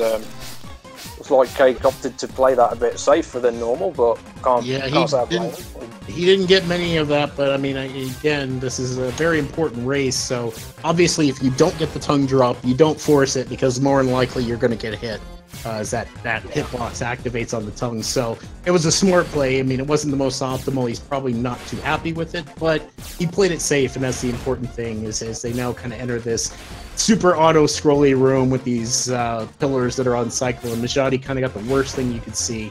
The pillar dropping down as he entered, so he had to wait for the cycles to allow him to progress forward, and there's nothing you can do about these things. They are literally on a timer, and you can't get around them in any way, shape, or form. They fully block the path. And so it's probably the slowest 2 sets of rooms in the entire run, or at least it feels like an eternity from a speedrun perspective. You just don't want to make any silly mistakes by accidentally walking into one of them and having to start the entire room all over again. Yeah, and fun fact, this area at speed is around 4.5 to 5 minutes. Yep. I don't know why I point that out, but I thought it'd be a nice little fun fact to throw out there randomly. Yeah, it's a run that we're part of the run we don't look forward to, mainly because, yeah, it's long, it's high stress, and there is a lot of time that can be lost here, especially just on case of RNG. Mijati doing okay with these gravestones that move. He was jumping at certain points because we know which ones can move. We just don't know if and when they will move, and it's best to just avoid them and stay out of the way. So you definitely do whatever you can to make sure you don't just take a hit there and lose some time, as both have moved on to the extremely long and winding Kissy robot room. Yeah, not a very dangerous room, however, one of the longest rooms in the area, so taking a hit towards the end of here would cost a major amount of time to our runners. But both of them are very experienced and very knowledgeable of what they do here, so they should be able to make it through without much hassle, at least for this room.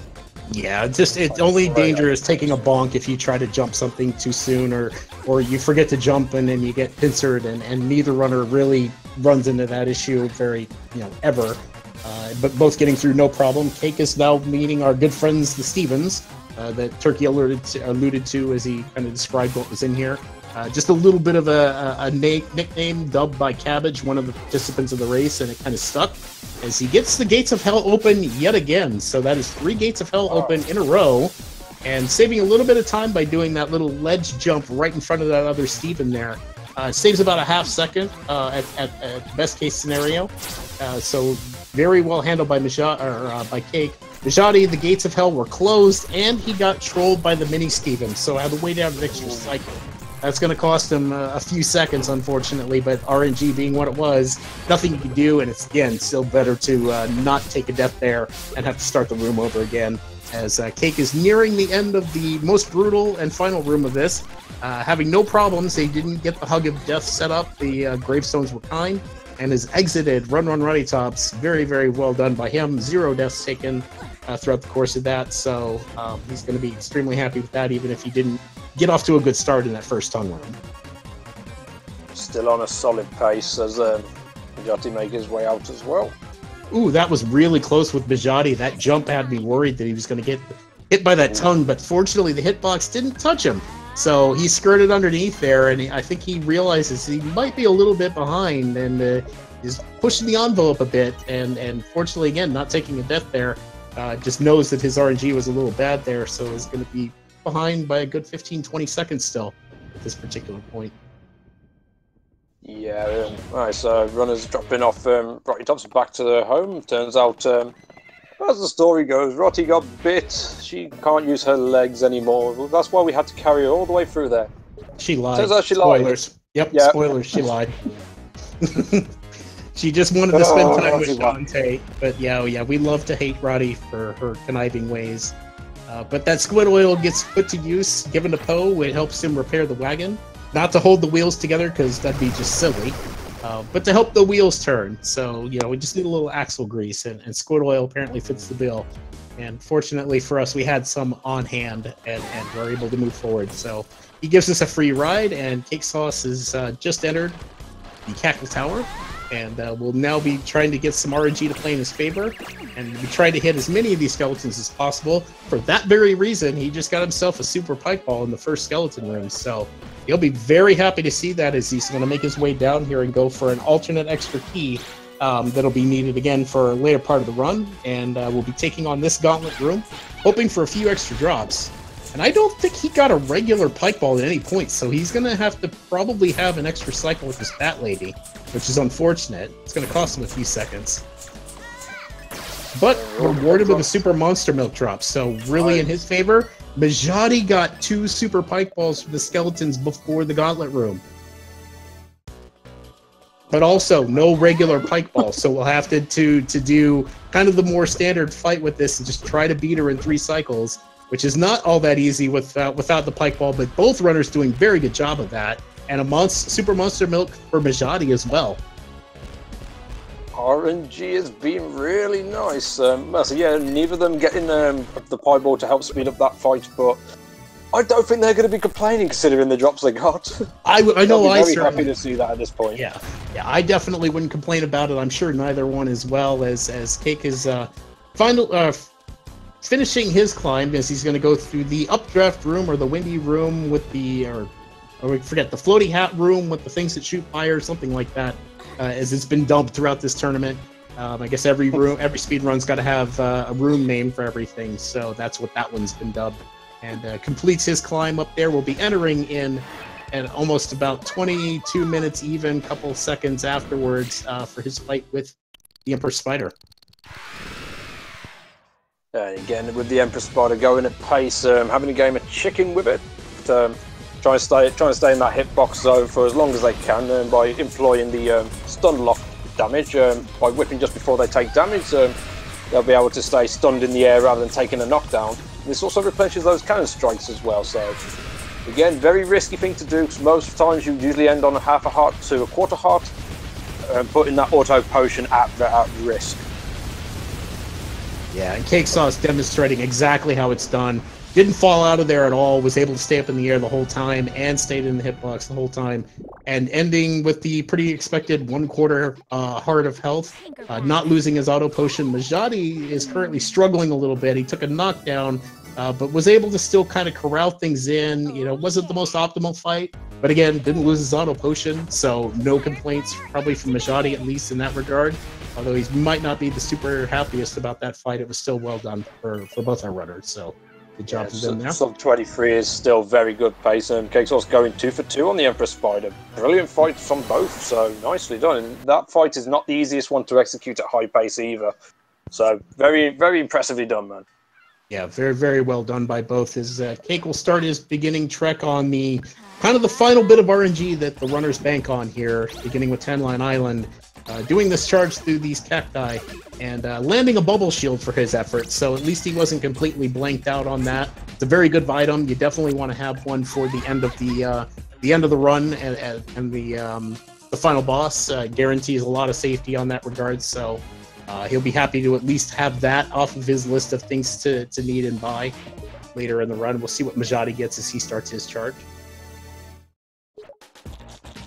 Nothing. He got nothing but gems, so RNG starting to kind of giveth and taketh away as usual here. He's going to still opt out on the Scorpcal. I don't blame him. It takes time, and it's only a 25% chance for a big item there, but I think, again, he's probably feeling that he's a little behind, considering, especially after that spider fight now, and how the last race shook out, so he's going to play things a little bit more aggressively, probably opt for some later RNG, and just see how it all plays out here. More than likely, he may try 1 or 2 tricks that wasn't employed in the last run either to help bring ground, I would have thought. But yeah, Cake just got Cake just got the unfortunate glitch of catching a corner on a platform as he moved over it and getting stuck in that cannon transformation. Yeah, you have to drop off at least, or you wait out like a couple of seconds, but dropping off is a little bit quicker, and realizing that made you drop back down to the ground and just do the ascent again. And getting around no problem as he collects his 30 gem and his next code. Mijati opted to go to town first, which is pretty standard in 2-shop route. Cake, again, is running on more of the 3-shop route. He did end up a little short on money at the beginning, so I wouldn't be surprised to see... We'll see if Cake actually opts. I mean, he's had some good drops. There may be no reason to do a shop right now. He's only picked up 3 flares early, so he's going to need to shop for the flare purposes. If he is going to go traditional, he may pick up a Super Monster Milk with that as well and opt to guarantee the 3rd shop. Yeah, we'll see what he does as he ducks out of Sky's house. You're right, he does need that flare, and very smartly realizing that. Does pop into the shop really quick. Does buy a 3-pack and a Super Monster Milk. So it looks like he's going to be following the more traditional 3-shop route. He will need 2 more flares throughout the course of the run, so we'll anticipate a 3rd shop, which will give Mijati a little bit of an edge there. It's about 12 seconds to do a shop right now, I believe, depending. Depending on what he needs to pick up. If he ends up only needing his flares, it may be closer to 10. But True. It's still a bit of a time loss there, but opting, instead of gambling and taking all the flares and then gambling on drops completely, picking up that additional Super Monster Milk, that puts him at 2 now. Alongside that Super Fight Ball. So from an item management perspective, he's in a pretty good spot. Yeah, Cake didn't get anything on his second charge through the skeletons or through the cacti. Mijati did get a regular Monster Milk, and I just saw a Super Pike Ball on his side as well. Going through the skeletons, as we've got near sync, both of these runners grabbing the blade that they will need for a quest line later. CakeSauc3 also getting a Super Fight Ball on his way in as well, if I'm not mistaken. It might have been. It was a little close. I was trying to kind of shift between because they were both running through about the same time. And I think I only saw regular pike balls for both runners on the way out. So not the most ideal thing. You'd probably like to see 2, maybe 3 super pike balls there. But anything that you can get certainly can help. And as demonstrated in our last race, CakeSauc3 doesn't care about the super pike balls. So make it work with a regular. So he's not hurting too bad as... both are opening the code and entering our 10-line temple, a.k.a. Metal Gear Shantae. Turkey, I'll hand this one over to you. Right, so Metal Gear Shantae, as implied by the name, this is a stealth section of the run. Guards are pretty blind, though, to be perfectly honest. Although you don't want to taunt them too much, because getting caught by one of these guards, unlike Run Run Righty Tops, where it would send you back to the beginning of the room, it will send you directly back to the beginning of the entire section. Getting caught in one of the last rooms as well is a good minute to a minute and 5 second time loss, so it's very damaging for anything like to happen. Also, this is where the stockpile keys come into play. Traditionally, you're supposed to find 3 keys throughout this temple to be able to release the 3 maidens of the game. Fortunately, because of the stockpiling, they enter this temple with 2 straight in, so they can collect 1 key that's directly on path and then go straight to the end. Yeah, and a slight divergence here. You're going to notice Cake opted to not grab these 60 gems above the key there. Mijati has opted to grab that. He's not very happy with his RNG if he's taking these particular gems. But Cake getting through the most difficult room there with the 1 cycle setup. Ooh, Mijati, that was close. I thought you were a little late on that middle guard, but getting through there, no problem. And we'll see if he gets over the last guard. He does, so both runners getting out of 10-line temple without a capture, which is very, very good. Again, very time costly if you don't. And Trent, to answer your question, I thought the same thing. I think those were extremely close, if not exact, to the codes that were in the first run with these 2 runners. But they both now will be freeing all of our friends, and this is where those extra keys that we stocked up earlier in the run come into play, because rather than go through this rather long, lengthy, and annoying section of the game to farm up the 3 keys we need to open the door, those extra keys we carried forward will now be used to open up these doors, free our friends who have also been captured, being mistaken for this temple's princess, and will be released and given a wonderful surprise that there's our princess in the background, and apparently all 4 of these girls look like her, but a real princess shows up. She was at the store for 30 minutes, just wanted some French bread, and as the old man there says, this happens all the time because apparently communication is very poor in 10-line temple. We'll be moving forward there. It always seems to be the case. Yeah, he says it happens all the time, so... All right, so yeah, the reward is the golden pickaxe, which is used to clear these ruins by these workers very, very quickly. This is one of the few times you get a free chance to check your inventory. I didn't see Cake actually do so. It also kind of helps set up your menu in regards to being able to use items quicker instead of doing it later. We'll see if Mijati is. Yeah, Mijati's doing a quick inventory check. It doesn't cost any time there because while that tone is playing, you could be in the menu and it doesn't slow or pause anything down. So he was just taking a quick stock of his items, and we'll be moving forward as Cake just now enters the Lost Catacombs for a fateful showdown with our good friend Squid Baron. Yeah, I think CakeSauc is in a more beneficial spot when it comes to item management. I believe he's on 2 super milks and 2 super pipe balls. Entering the Lost Catacombs, Mijati, I think, was 1 super, 1 regular, and a 1 super pipe as well. So both of these have some items. And you can add 1 monster milk to that, as he got 1 on the way down the purple block room. Mijati also getting 2 so far on his way down the purple block room as well. So the cacti are being at least generous, as Cake gets completely blanked in the 3rd one for Mijati. That's amazing RNG right there. That's a lot of monster milk. Cake got nothing in the gauntlet room. He got nothing but gems from everything. But he does nail the 1 cycle crusher room, so that'll help there, especially as he's going to try to move forward. 2 super monster milks for Mijati from the Scorp Gals. Wow. So he's got more milk than he knows what to do with at this point. Although happy, he can't be too happy because he still likes some super pipe balls to go with that. But also nailing the 1 cycle crusher, so not losing any ground on Cake here. And although Cake will be using a regular monster milk and super pike ball on our friend Squid Baron, I think Mijati's entertaining going to town on our buddy here and see if he can make up a little ground. Yeah, I would believe so. He's got plenty of gems in backup, and with his 2-shot route, he knows he's going to be going back to the shop once he's done here. So he probably will end up picking up some super pipe balls and maybe that last super monster milk. Possibly. I mean, he's in a really good spot with those drops. And yeah, although Cake is short of milk, I believe he does still have another shop that he'll need to do for flares anyways. And based on his gem position, he would only actually need to get a few more to be able to get that final milk in position. So both in a very good spot item-wise.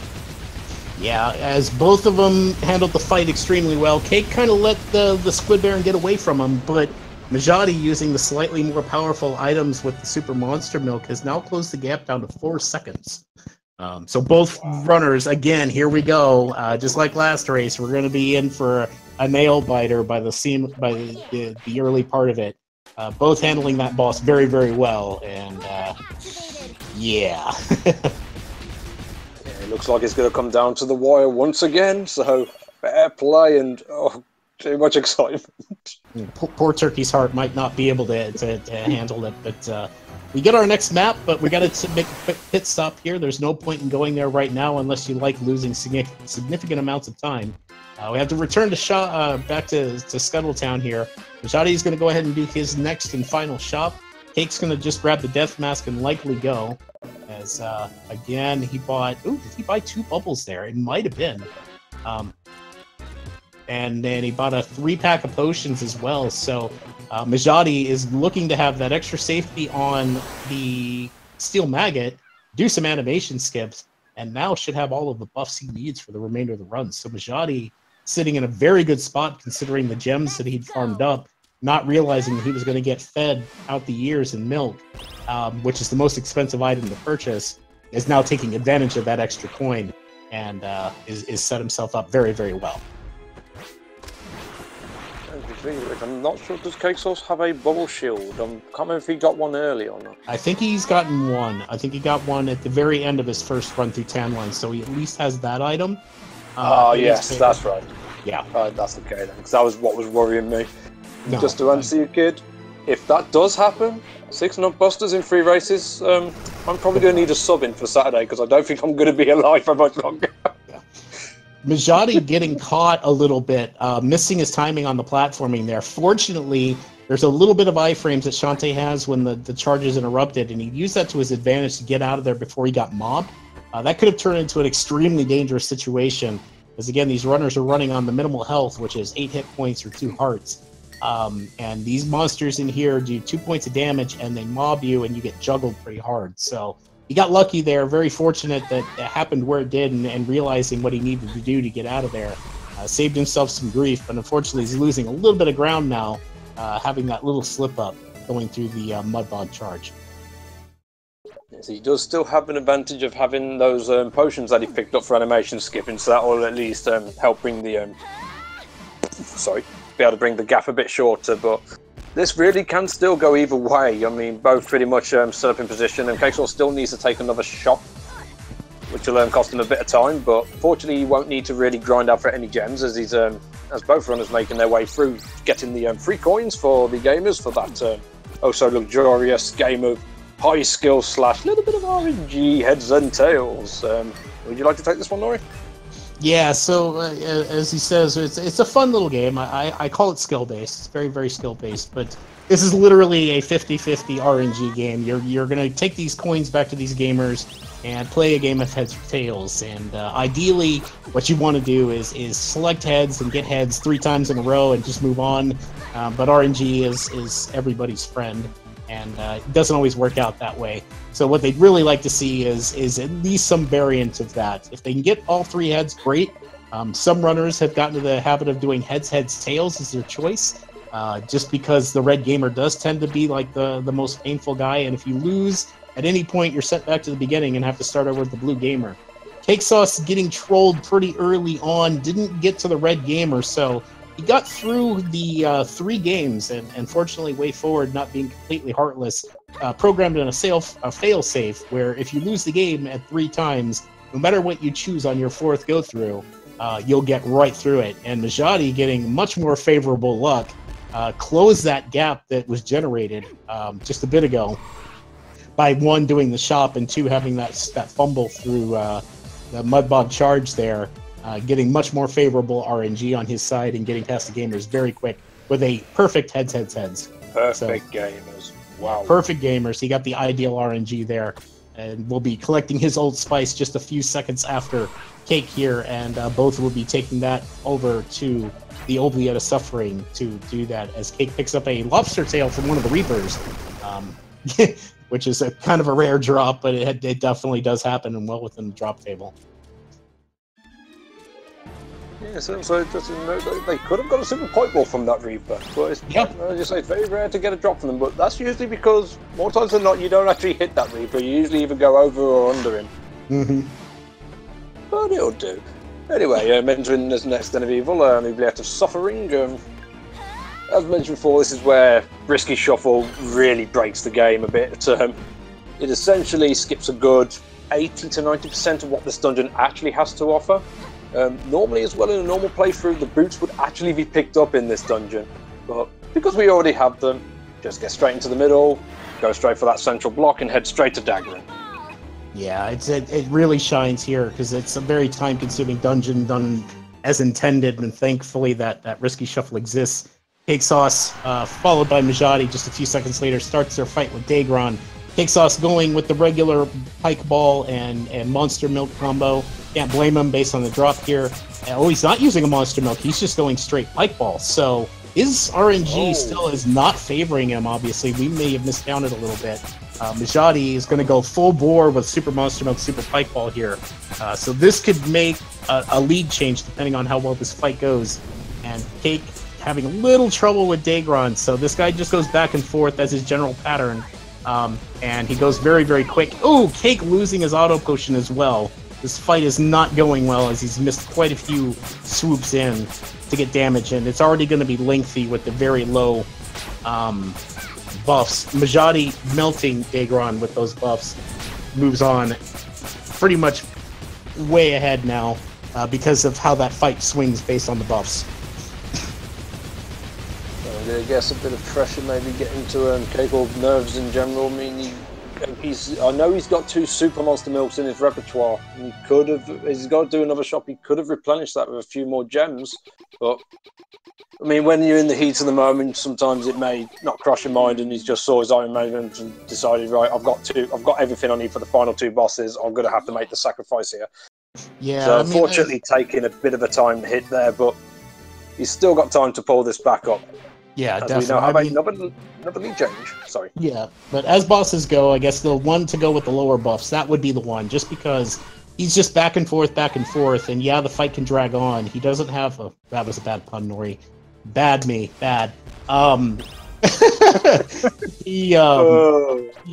He's very cycle-based, and all you have to do is get him knocked down and get that out of there. As comparison to the HP pool of the last 2 bosses, you'd rather go at least minimal buffs on Dagron and not do it on like a Steel Maggot fight, because that fight will just drag forever and a day as you're watching your timer just go. So it's a smart choice by Cake if he wanted to have full buffs and opting to not use one of them there and maybe shortchange himself on these other bosses. I don't blame him for making the call. Yeah, plenty of lead changes as gone through, as mentioned in the chat as well. I lost count after about 10, I think. I couldn't keep up after that. Yeah, it's been quite the spectacle to behold as both runners now will be going through Frostbite Island here, and this is a rather treacherous part of the run. Even though the cannon and the hat combined can trivialize it, there's a couple of danger spots here with random corner pixels that can bring you to a halt. And what makes this particularly dangerous is those ice slopes will slide Shantae down to the bottom, and generally at the bottom of those is one of those wolves, which will deal out 6 points of damage. That's a full heart and a half. So you definitely want to make sure that you're doing all in your power to avoid any corners where that would be a potential thing, and make your way onto Propeller Town, where again the hat and cannon will shine and show just how smooth a run can be when given an open space to work with. And one of my favorite parts of the run, just because of how you're able to use those two items in conjunction and just fly through these stages. Yeah, definitely. There's a great example of how the Pirate Master's equipment truly meshed together to traverse this game. Just keep the fluidity and the pace is just phenomenal.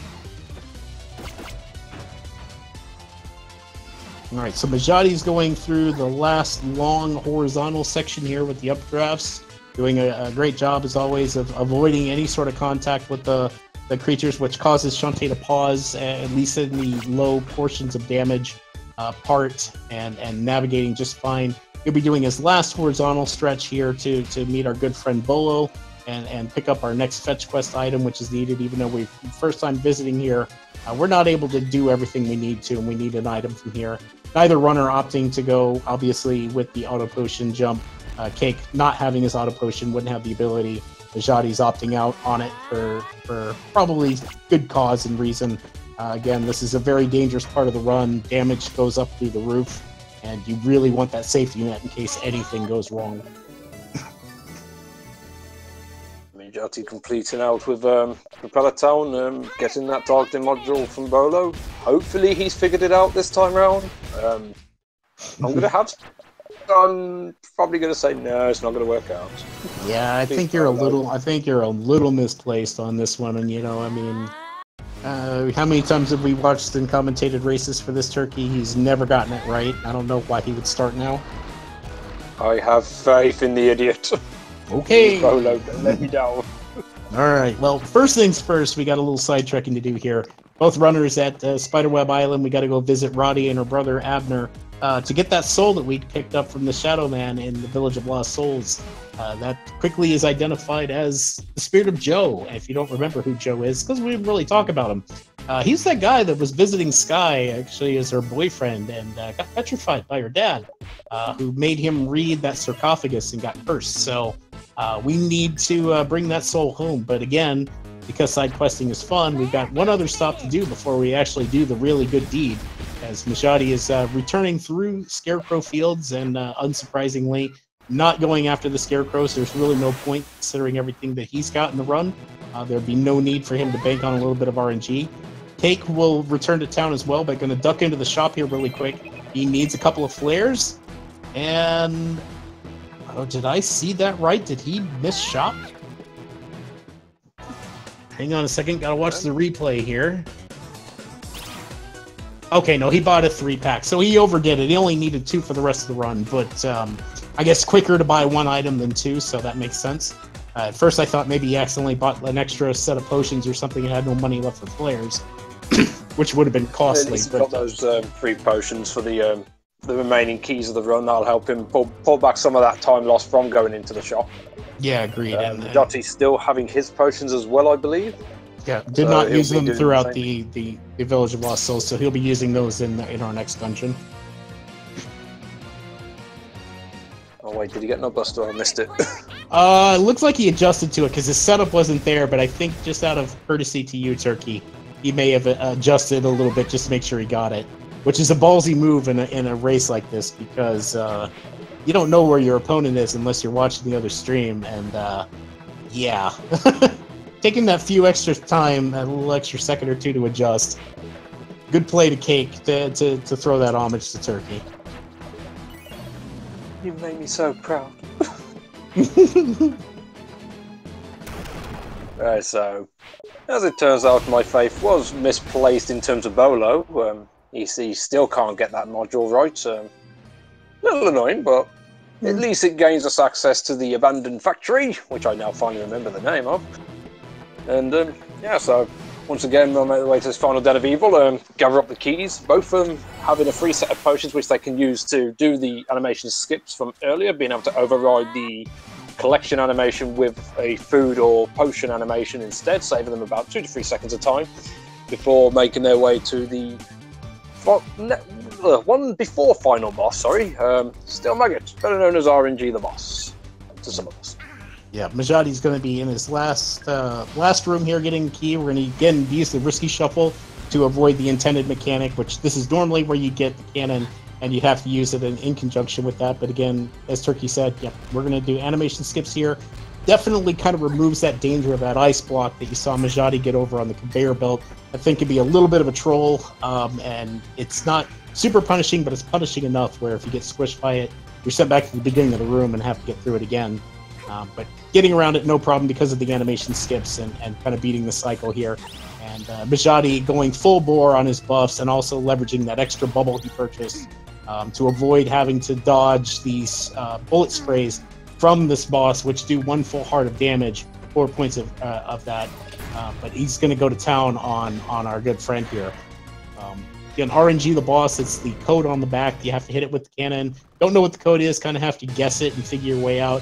The bubble trivializes it because you can hover up there and get a second strike if you miss the first one, as Cake is doing. Oh, and getting the frame perfect skip of the bullet spray once, but not twice, and eating that 4 points of damage. But nailing the code pretty quickly, and Mijati melted his boss with no problem. Cake going with a regular pike ball again because he has not gotten many supers apparently. I think we missaw his inventory. And had a little bit of a longer fight, but a super monster milk will go a long way here. Nope, not even that big. He's still got a 2-cycle as well. So both runners doing very, very well, but Mijati's got a pretty decent lead here going into our final stretch. Not mistaken, Mijati currently looking at a potential low 51 pace. So, wow, he's come back swinging.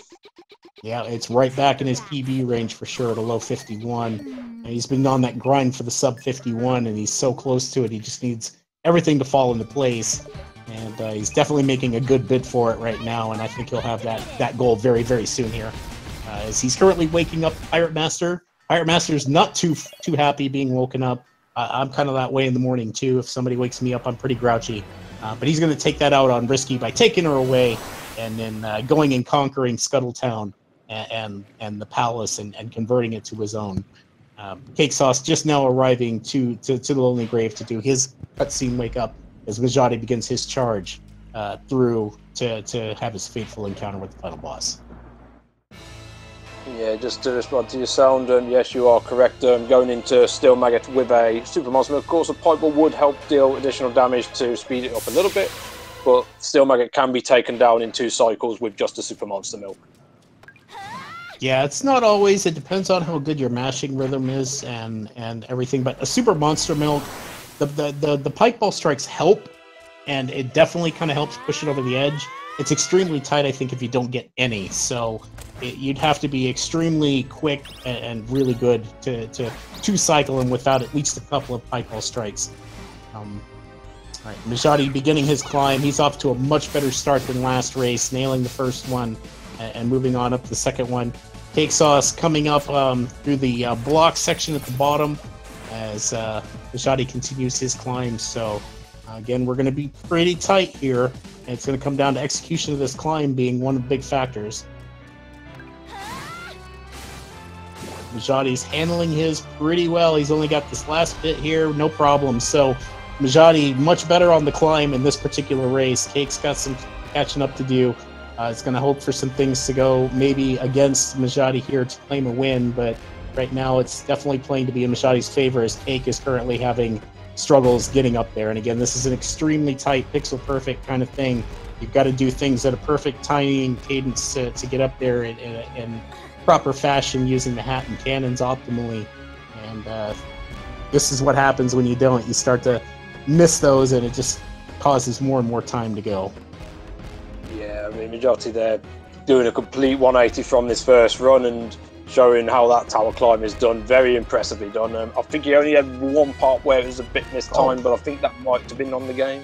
Yeah, so GG to Mijati, who actually killed the Pirate Master while he was still in the spinal swing phase. So excellent run by Mijati, finishing in first place with a 51-15 and bringing this best of 3 to a tie. We're going to have to go to race 3, which will be done right after this one as well. Probably runners will take a few minutes to calm their nerves. We'll get set up on another race room, but we are going to round 3 here as Cake is still struggling, unfortunately, with this climb. That is an amazing time. That is an absolutely amazing time. I think he might have just actually PB'd. I believe that is actually a PB for Mijati. I'm pretty sure. Very, very solid time, and I believe that's like the 3rd or 4th fastest time in the tournament so far. So nicely done, nice callback as well. Nice comeback from the first, before what happened in the first race. And we will go to a decider. Yep. Well, it's a good thing we booked a good 3 hours here, because, yeah, we're going to need it. CakeSauc3 finally getting up there. He's currently engaging our friend, the Pirate Master. We didn't get a chance to really talk about him as we were talking about the tower climb, but a little bit of RNG with this guy. He kind of teleports back and forth. Ideally, you'd like to see him just bounce between the middle spot and one of the ledges. Doesn't always work out in your favor, and you kind of have to chase him down. Cake doesn't have his auto potions, so he's got to be a little careful here. No problem, he handles it pretty well, and ending in second place with a 52-44. So again, we've split the series. We're now 1-all in this best of 3, and so the runners probably take a little bit of a break. We're going to be getting set up and finishing our first semifinal match between these two great, phenomenal runners. I'm looking forward to seeing how this one plays out. Definitely. Whilst we're on that break, I'm just going to quickly disappear from commentary just to go, unload, shall we call it? Oh, wow. TMI, Turkey. Go do your thing, and we'll be here when you get back. My apologies if that was not the right thing to say, but yeah. Be right back. All right. So, chat, you're left alone with me. I'm sorry. You guys have to be left alone with me here, but phenomenal race again. Mijati coming right back and doing everything he needed to. The RNG was majorly in his favor, and being able to only have to buy a couple of items and using those items that he's purchased to his advantage, obviously a huge thing. So to reiterate kind of where that one went, Cake again getting stiffed a bit on his RNG. Didn't get the pike balls again, so this is 2 runs in a row that Cake has had to deal with kind of lower end stuff towards the end of the game, and we'll need to get things to swing in his favor here going into the 3rd race if he wants to keep pace with Mijati, who's now really on fire at this point and got massive RNG in his favor. So there was a big decider there in that regard, and then the platforming at the end with the Pirate Master tower climb being a huge factor as well. So extremely good. No sound effects. He'll be back in just a minute. I'm pretty sure I know what he's up to, but he'll be right back. So we're still covered. Speaking of,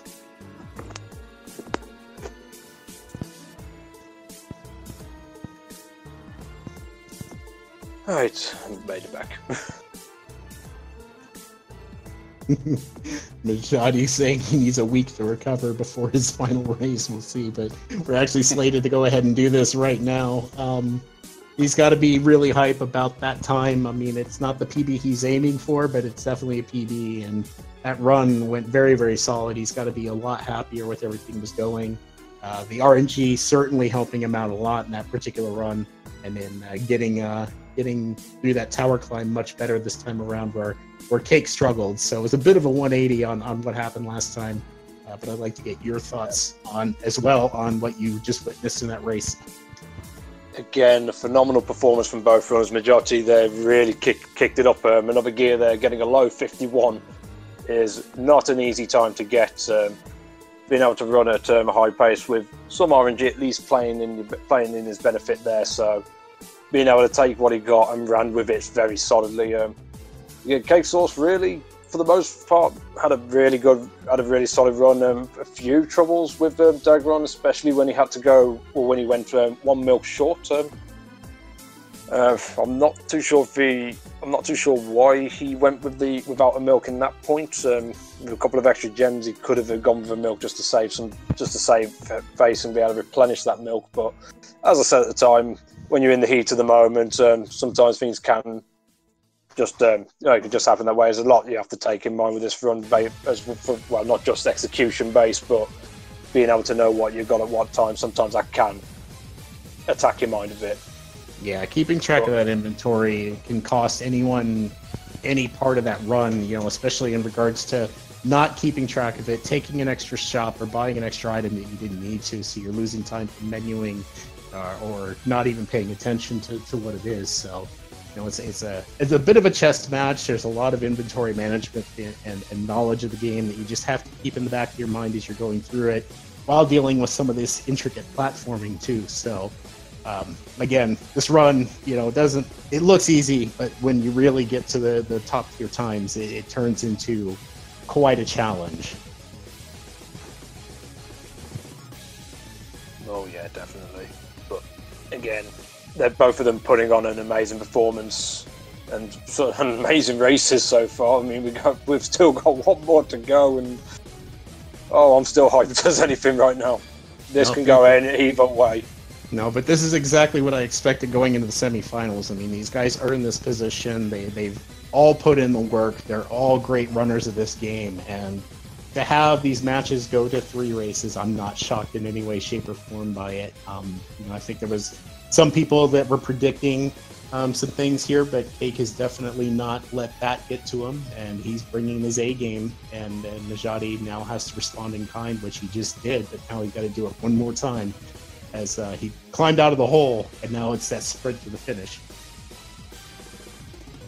Yeah, I think for both semi-finals, it's very hard to even make a call as to who would go in as a favourite, because between the 4 of us that are there, it's very close in time, and in a race setting, anything can happen, and any slight mistake can be damaging in this position. Very much so. I mean, 10-line Temple being one of those situations where it's the most costly. If you make one critical error in that particular section and your opponent doesn't, you're going to shoot way ahead. And that's a hard gap to recover, especially in the final room, which can cost you upwards of a minute of time loss should you get caught by that last guard. Neither of our runners running into that, though, at this point. As mentioned, they're both putting on a very, very, very, very... Okay, I know I'm repeating myself by saying how very well both our runners are running, but it's just that impressive. Very solid so far. And as I say, one more to go. Yeah. Words and stuff. Yeah, but we got to fill a lot of dead air here. The runners are just taking a couple of minutes to kind of get settled from that last run, kind of erase the memory of the items they got, because if you're running these back to back, they can start to blend in with each other. So they're just taking a few minutes, calm their nerves, wipe their mind clean, come in fresh on a new race, and I'm looking forward to seeing how this ends. So I hope my voice holds out. I'm not used to talking this long at this and this much, so we'll see how we get through this, but I'm expecting an extremely, extremely exciting finish from these two. Oh yeah, oh hell yeah! If I keep this up for one more run, place your bets, people. Who's going to take this?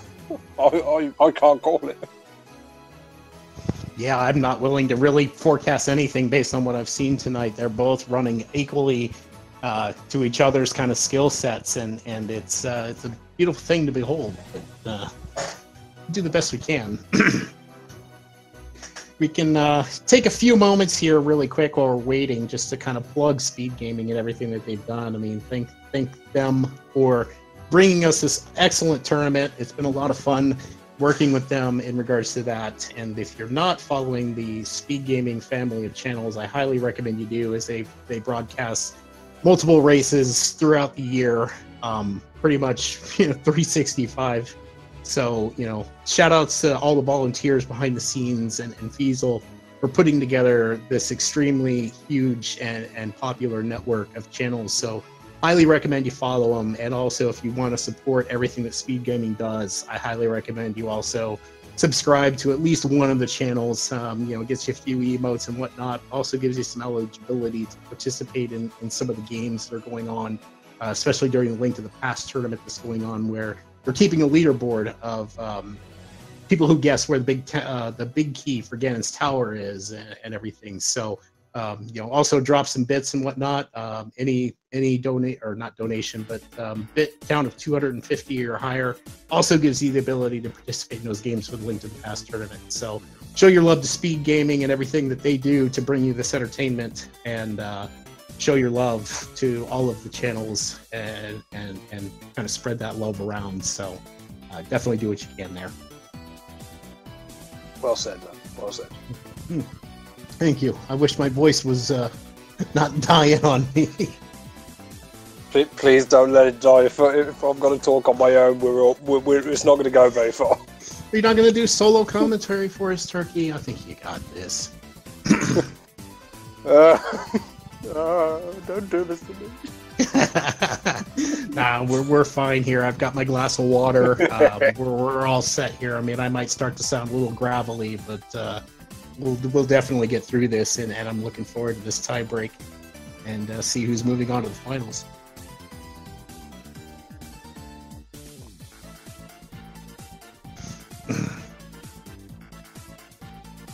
So Cake's responding in chat to a few questions. He saw the thing from Sound Defense. Pike ball and the steel maggot doesn't save more than maybe 1 or 2 hair whips, but again, you've got to be extremely tight to go pike ball us and be able to 2-cycle that guy. Generally, you'll finish with 1 or 2 strikes left if you're not exactly precise on it. And it's going to come down to where that third button press is, too, as a big part of it, because you lose time having to try to get to his exposed weak spot if you're having to hit button 1 versus hitting button 3 and being able to drop in there and start whipping out that damage. So there's a bit of that RNG that also has a key play on whether you get the 2-cycle or not, especially in a low buff configuration like that. If you're working with a monster milk, you need the super pipe ball realistically to be able to pull off a 2-cycle. But with a super monster milk, there's enough DPS within the hair whips to be able to 2-cycle steel maggot relatively comfortably. Of course, that's assuming that you don't accidentally take a knockdown or anything along those lines. As long as you keep a bit of distance, you should be okay to get the 2-cycle on the super monster milk alone. But of course, having that extra pipe ball definitely helps just to save that extra few frames. I'd say under that configuration, probably only like another second or so at the most. But yeah, if you're going with weaker buffs, you need that, or weaker milk, you're going to need a stronger pipe ball to be able to dish out the remaining damage. Yeah, fair. And Kid, please don't do that to poor Turkey. I don't know that he can deal with 6 of those in a single session. I didn't see if Mijati got it. Apparently he did. No, chat reported that we are 4 for 4 right now. So. Oh my. Oh my. Super verification is active.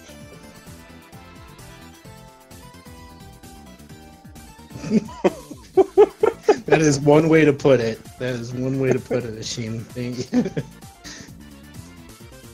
All right, we're just going to take a couple of minutes here.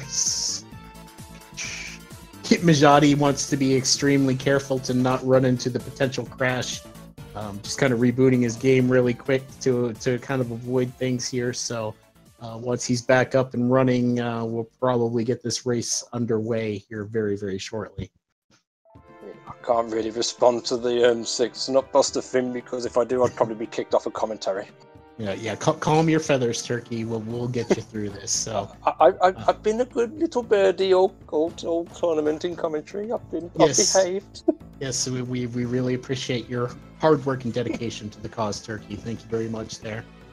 All right. So as everyone gets kind of settled again, if you're just tuning in, this is the beginning of the semifinals for the Shantae the Pirate's Curse 80% Pirate No Out of Bounds tournament between Mijati and CakeSauc3, both winners respectively of their groups, and carrying forward and putting on a great show. This is a best of 3, and we're split 1-1 right now. With Cake taking the first round, Mijati taking the second round pretty decidedly. And we're getting ready to do our final race of this particular match to determine who's going to the finals. And we'll be waiting for the winner of Saturday's match to determine who their opponent will be going into the finals. And then, the loser will be waiting to see who they're going to be facing off in the bronze round. So, lot on this particular race. Both runners have put on a phenomenal show. And have been extremely close throughout with a number of lead changes. So if you're just tuning in, sit back, relax, grab your popcorn. You're in for quite the good time based on everything we've seen up the last 2 hours here. And looking forward to finishing this off with another exciting race.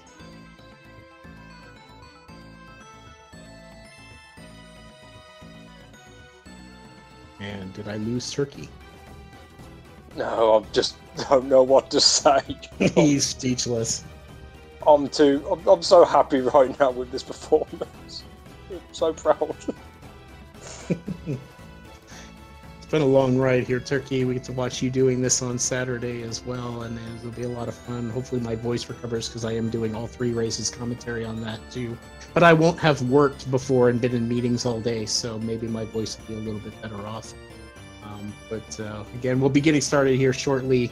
For those just tuning in that aren't familiar with this game, Shantae and the Pirate's Curse is the 3rd in the Shantae series, with the events taking place right after Risky's Revenge, where Shantae has been stripped of her magical powers, and we'll be doing this game in Pirate Mode, which is a new game plus format where you get to start the game with all the pirate gear that you would normally collect through a normal mode playthrough. Meaning that right out of the gate, we're able to do a lot of different things, mainly the important one being that we can sprint through the majority or pretty much the entire game, but also being able to collect items that we need for fetch quests ahead of time because we have the gear that is required to access those. So you will see a lot of things happening very quickly as commentators will try to keep up with the pace of this run. It does happen very, very fast, and we are underway. So Turkey, if you could kick us off with the I Love Burning Town or Scuttletown opening introductory sequence. Yes, and this is essentially what we consider a tutorial of the run, just to get you going. As mentioned, we start off with all the Pipe Master's equipment, so they'll be dashing straight through here. They'll be killing certain enemies, some more, maybe more than others, to try and get some additional gems or potential drops. Potential drops could be either a pipe ball or the much rarer Monster Milk. Monster Milk definitely would help up your DPS for hair striking. Helps out with the opening boss, the Armor Baron, who can be pretty RNG in general. Yeah, and hopefully we'll see that. Right now, though, the guards have been extremely stingy, which is not unheard of. This is pretty standard. So, as much as at least the runners like to see a pike ball drop from these guys, I'm beginning to wonder if RNG is going to forsake them both on this particular one, considering how it's kind of swayed back and forth here. But again, very, very tight platforming in some sections here. They're going to be hitting certain pots as well, just to get a few extra gems, which they're hoping to get at least a decent chunk out of. And both are, from my perspective, I think sitting pretty well. You want to be around that 20, 25, maybe even 30 if RNG is on your favor mark towards the end of this, as both get the dialogue skip with Sky and Bolo there. Just jumping over that avoids a 1 second time loss for having to deal with the dialogue box that you have to skip there. And entering our first boss, the Ammo Baron, as Turkey alerted to, a little bit of RNG. There's a couple of things you can do. Charges is the one thing you don't want to see that Cake has got. Mijati's got the optimal by getting the instant red ball and taking advantage of that.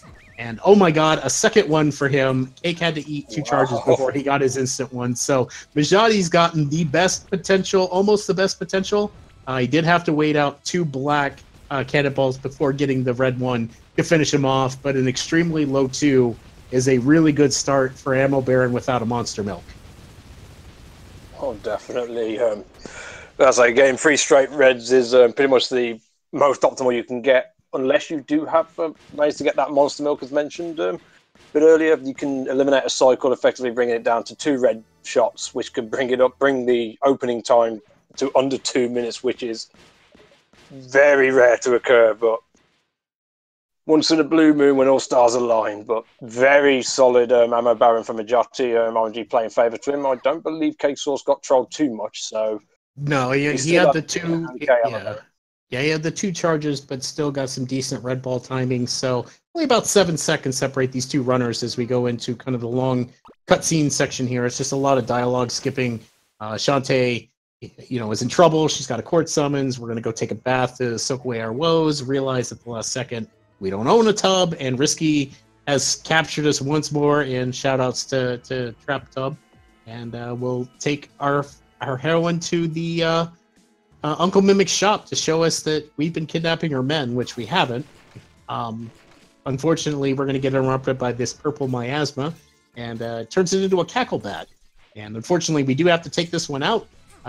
This is a kind of a plot device monster. This one's mandatory just to kind of progress things for story purposes. We will be ignoring all the remaining ones that you see throughout the run. There are 20 of them that are required for a very special ending. If you do take the time to play this game, I highly recommend you do that special ending. But the rest of these bats will be ignored by the runners in any percent, as they are not necessary for the category. And then we'll begin our little mandatory bit of things to do in town before we leave. Yeah, first things first, I have to go up and get a library card from Sky, who's willing to lend it to us so we can, read a book or two, as well as gain something to be able to get out of here. Also, there'll be a mandatory save. The guard at the end will not let you pass until you do both of these things. So, way of just making sure we start on the safe foot as we begin our journey through this speedrun.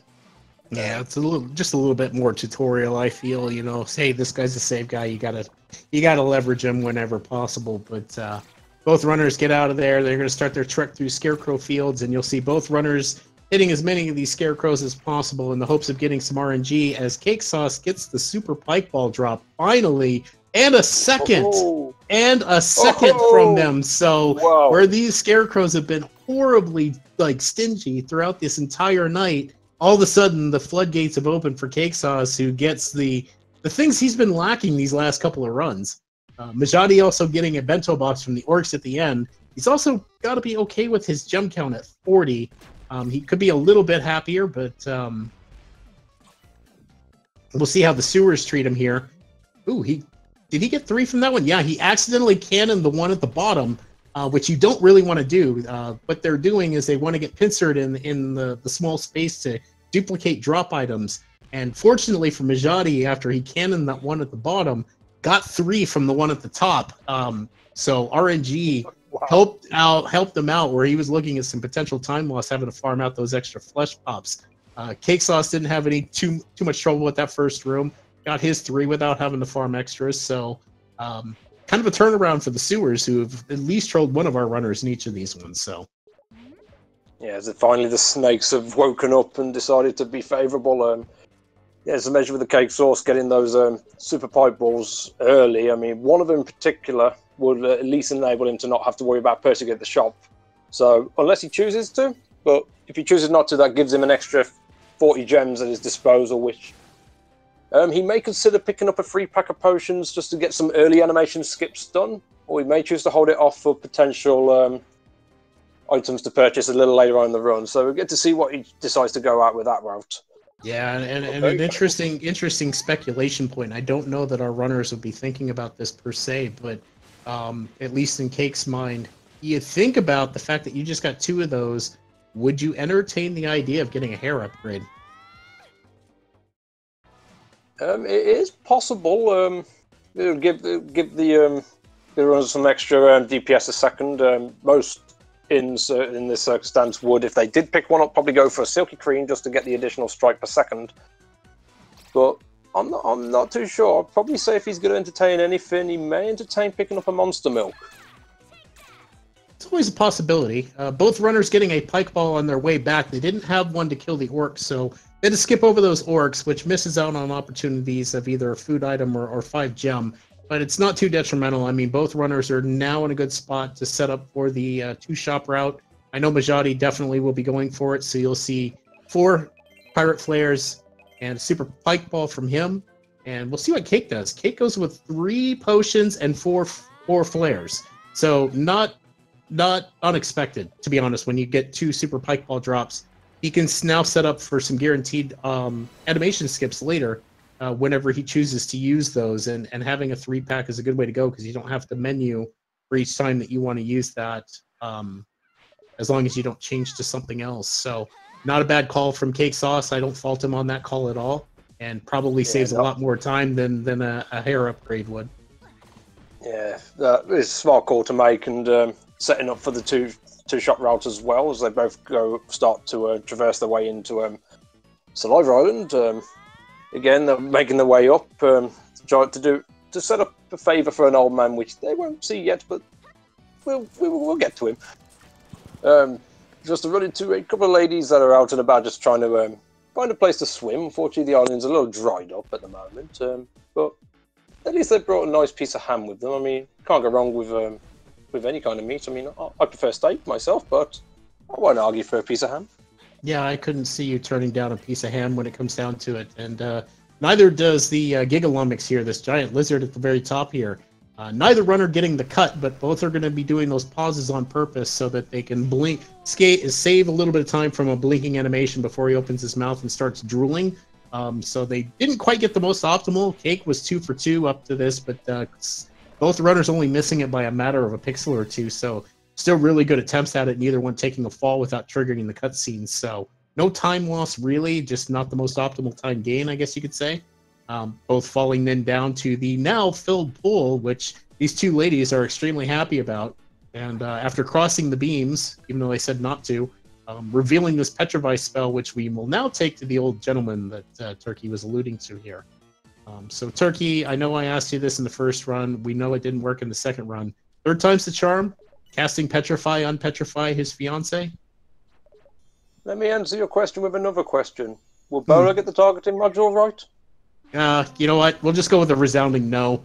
As obviously, the Petrify spell does exactly what it is intended to do. It petrifies. The good news is now that man and his beautiful fiance are together forever. Don't mind that pile of dust there at the foot of the dungeon as we enter it. That's totally not them, I swear.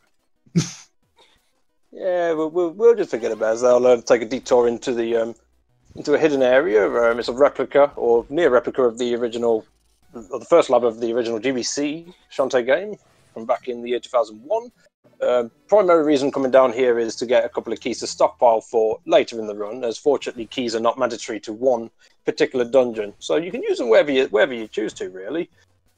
There's also a few gems I can collect en route just to boost up their finances for when they come to the inevitable second shop. And yeah, apart from that, remind me to have a few words with Kid for wanting a nice roasted turkey. Just so. Yeah, I certainly will drop that reminder for you later. I mean, obviously, Saturday's rounds will have some roasted birds somewhere. We're just not sure who yet. Both runners completing this trek through the dungeon and taking that intentional death warp. That saves them a significant amount of time as it takes you back to where you entered. And since there were no room transitions in there, it just puts you right back at the beginning of the dungeon and then allows you to just go right back out. And then, not getting any drops from those snakes and lobster men, not unheard of there. Would like to see a monster milk drop from one of the snakes, but did not happen. So we'll have a pretty standard remainder of this dungeon as they're going to begin to navigate some of this little bit here, going through these cage puzzles, dodging these fireballs, and heading on up to our first gauntlet room with 2 wet men, which you did see in the previous little dungeon there, but this time we have to fight them being locked in here, and the doors won't open until we defeat them. So both will be doing the very standard strategy of pogoing off their heads with the scimitar. The reason for that is because the scimitar will hit both sprites when they're stacked on top of each other, where even though the cannon does 1 extra point of damage, will only hit one of the 2 sprites. So just a little bit faster, as Cake Sauce is also rewarded with an early bubble shield from one of those. It's a kind of uncommon drop from them. You don't see it very often. So Cake Sauce getting some early security towards for the end of the run just by getting that item. So good on him for that. As both runners enter our first boss Cyclops plant, here's the first phase. And again, as I said 2 runs ago, don't blink. It's over. Goodbye, first phase. So again, kind of exploiting the tight space mechanic with the scimitar. There is no downtime or iframes for the monsters here in that regard. So we use that pincer between the ceiling and the monster's hitbox to just deal out a significant amount of damage. Mijati having a beautiful fight despite the Cyclops plant going to the left first. CakeSauc3 getting the right one facing, but having a little struggle there towards the end. Didn't quite get the optimal DPS out. Had to take a little extra time to kind of finish him off. But both runners, considering, you know, other than Cake letting that one go, still a good fight from both of them. Yeah, it's just having a little bit of a struggle there. He did close the gap off initially with those potions, but that's just going to separate him again a little bit, but not by much. So yet again, these two showing exactly how this game goes and just proving why they're in this stage of the competition. Agreed, as they'll quickly just run off the island here. It's only about 6 seconds without a pirate flare to do that, so it's not like huge to be able to flare off of this island. Quickly give that map over to Risky so she knows how to navigate to Spiderweb Island. And both these runners will begin their navigation. So early again, Turkey, I'll let you handle the early part and I'll deal with your not favorite part of the run. So I was going to do a coin toss to decide it. Well, that's what this race is a coin toss. We'll get to that later, though. Coin tosses are later in the run, Turkey. Oh. Oh, I actually got heads as well. Shame. Oh. Anyway, yeah, so opening part, not much in general. One of the main things is the ghosts that they'll be approaching, which can spawn somewhat randomly. We know pretty much like a vicinity area of where they can spawn, but whereabout they choose to is entirely up to them. So hopefully no trolls there. I know Mijati didn't have any problems there, nor did Cake, as they'll pick up a fossil, which is grabbing earlier than intended, thanks to having the Pipe Master's equipment early. That'll be to sort out the death mask a little later on. Then just that final trip up before they get up to Run Roddy Tops. Yeah, as we walked in there's Roddy being been caught by a gigantic spider, and we scare that spider off, but Roddy has claimed to be bitten by this spider. Her legs are getting numb. Now, keep in mind that she is indeed a zombie, so we'll save that to the end here, but has now forced us to basically be the good friend, carry her through this nightmare dungeon, and you'll notice that the health hub has disappeared. There's also no gem counter or anything like that, and we're forced to do this 4.5 minute to 5 minute platforming section, which turns into a one-hit KO scenario. It's not game over for taking damage. You can never game over in this particular part, but you do have to get through here as optimally as possible, considering you're in a speedrun sense. So there's minor things you can do.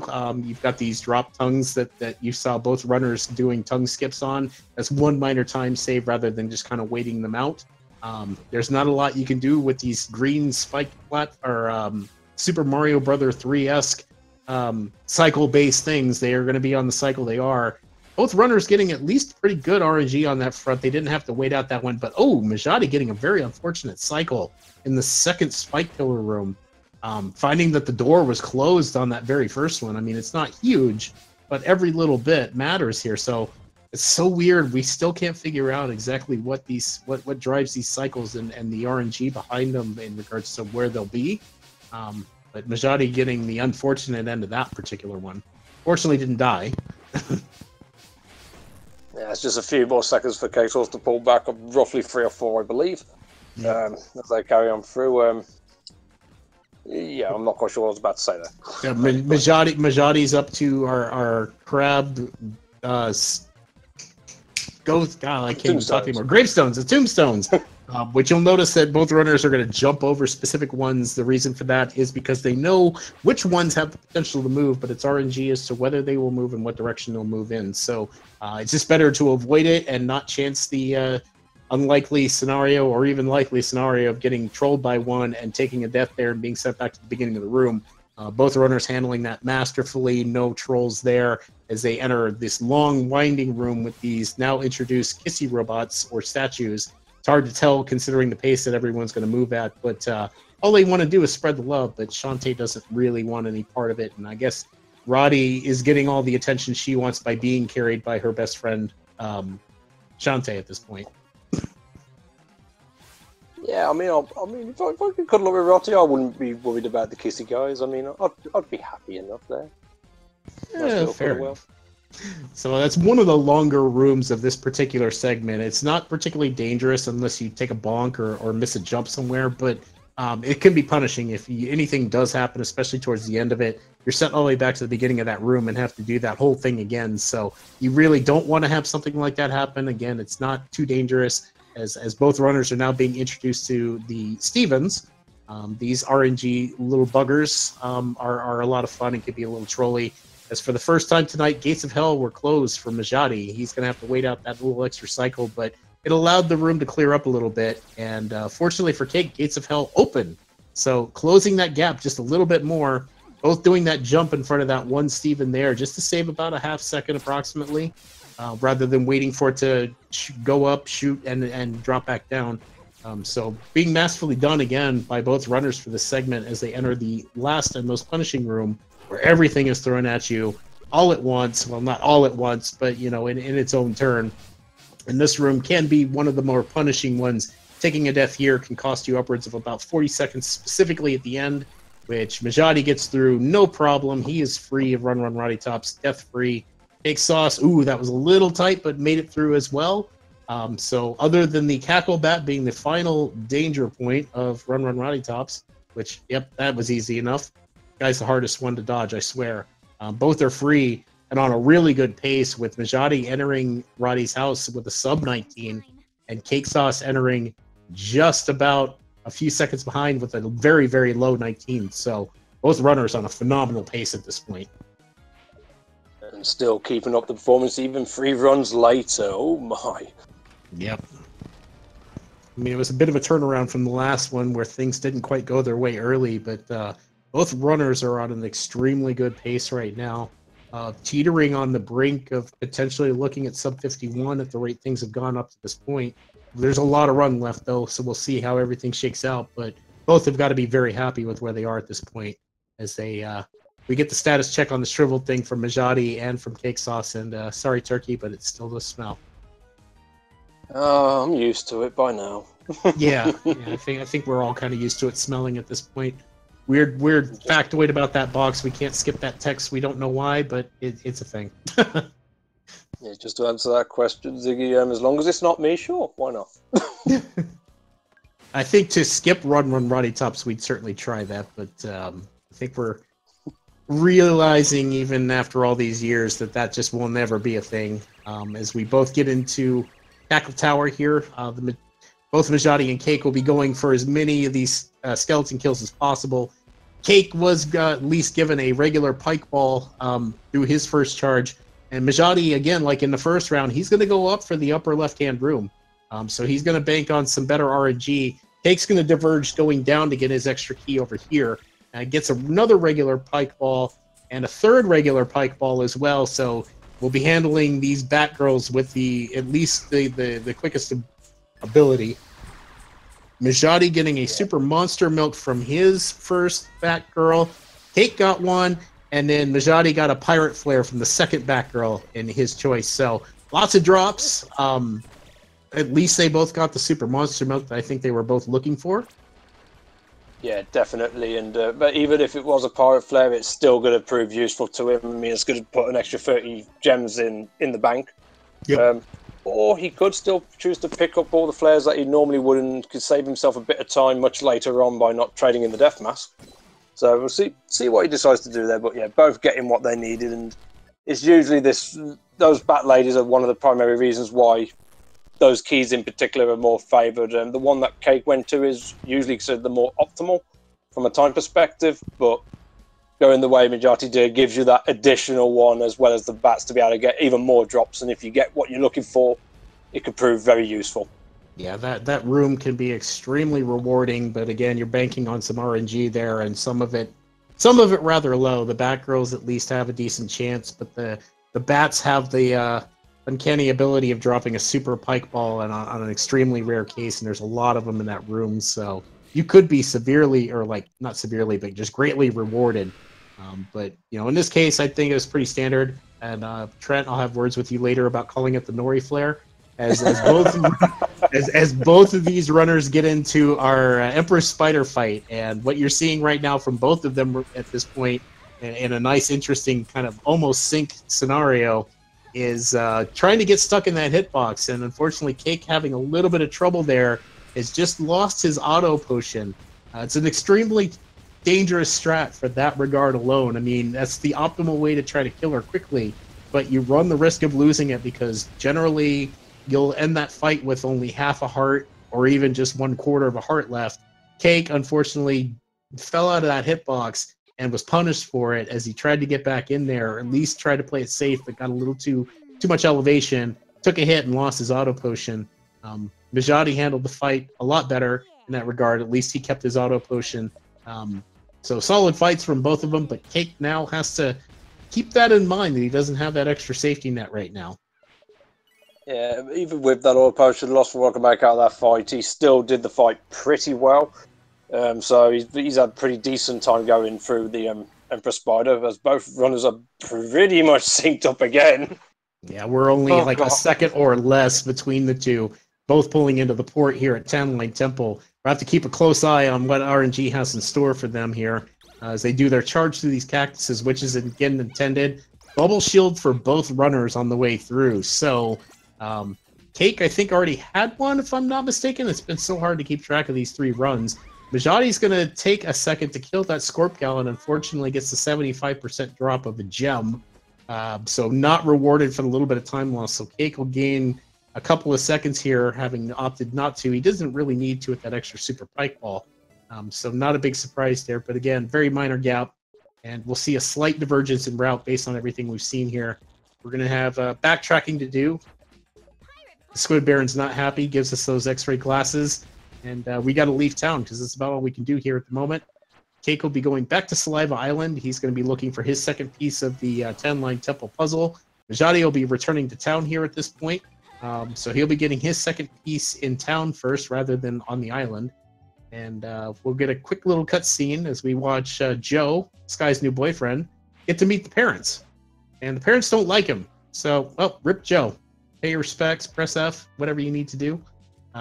Cake Sauce whipping at that wall is not going crazy. There's 3 pots in that wall, totaling 30 gems. So he's just basically grabbing just a little bit of extra money for later use. And it's perfectly on route, so doesn't lose a lot of time to snag those up as he grabs his second mummy sketch after Mermaid Row.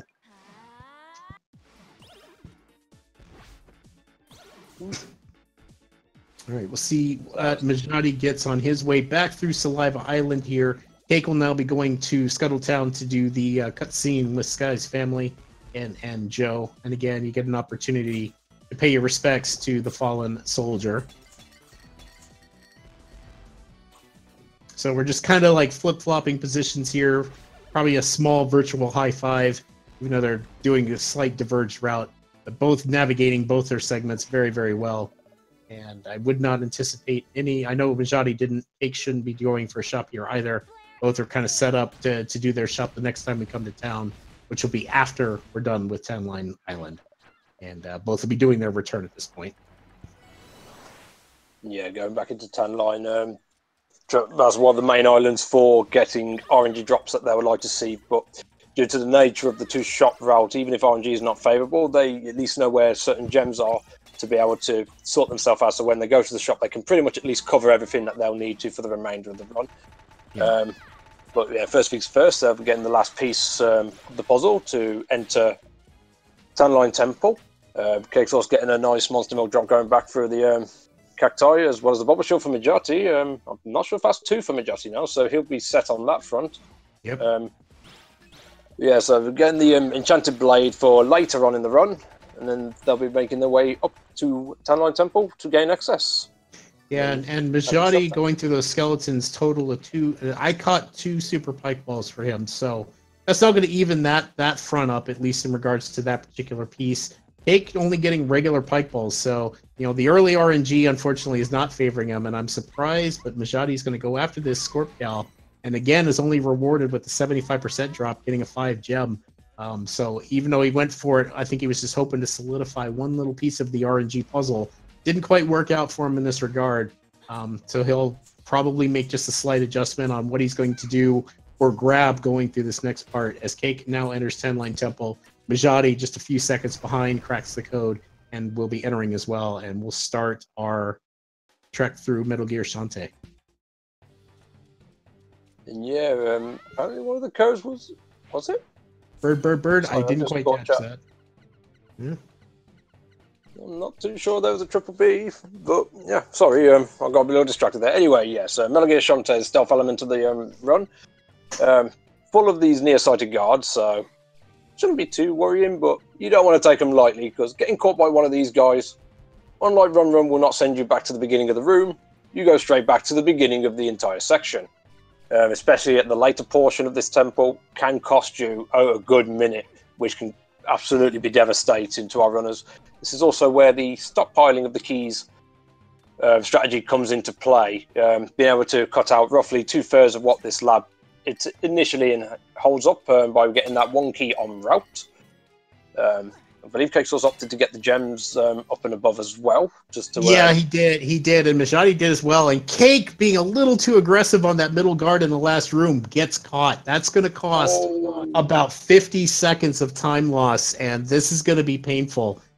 Cake, having that lead, has just completely lost it, and he probably knows that he's now in major catch-up mode, considering how these races have gone for him. So that is a very, very unfortunate.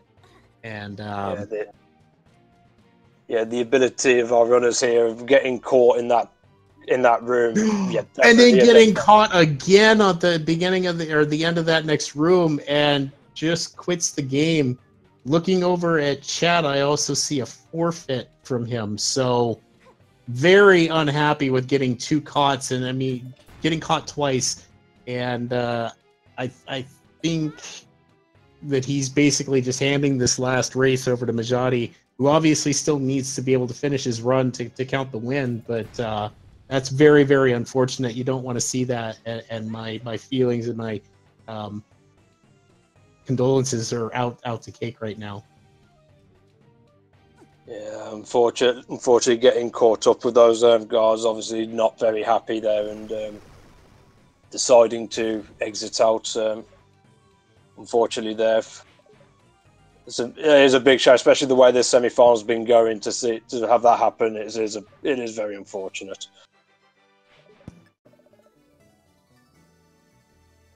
I totally understand Cake, who's in chat, just kind of apologizing for that.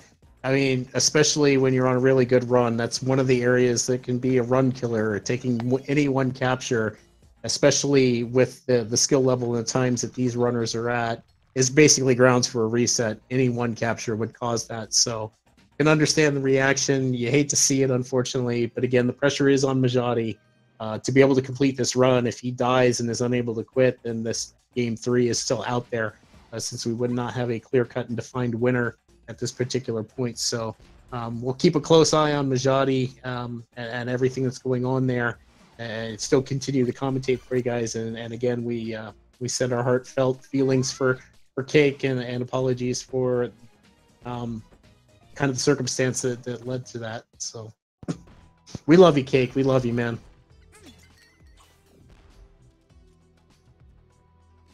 All right, so Mijati, having gotten through everything there now, he just has to kind of finish his run. He's going through the Lost Catacombs, gets another bubble shield. He's got more bubble shields than he'll ever need for the run at this particular point. There's really no extra point to really use it in any particular part. And for the first time in this run, opting to go after the key to the right there of the purple block room. This is one of those alternate keys you can pick up. It gives you an extra chance at RNG drop for a Scorp Gal. But again, the Scorp Gals are just not being his friend today. Rewarding, him going a little out of his way for a little bit of time loss, just banking on extra RNG, but not getting rewarded for it. Again, these Scorp Gals have it in for him. We'll see what the Gauntlet room nets for him here.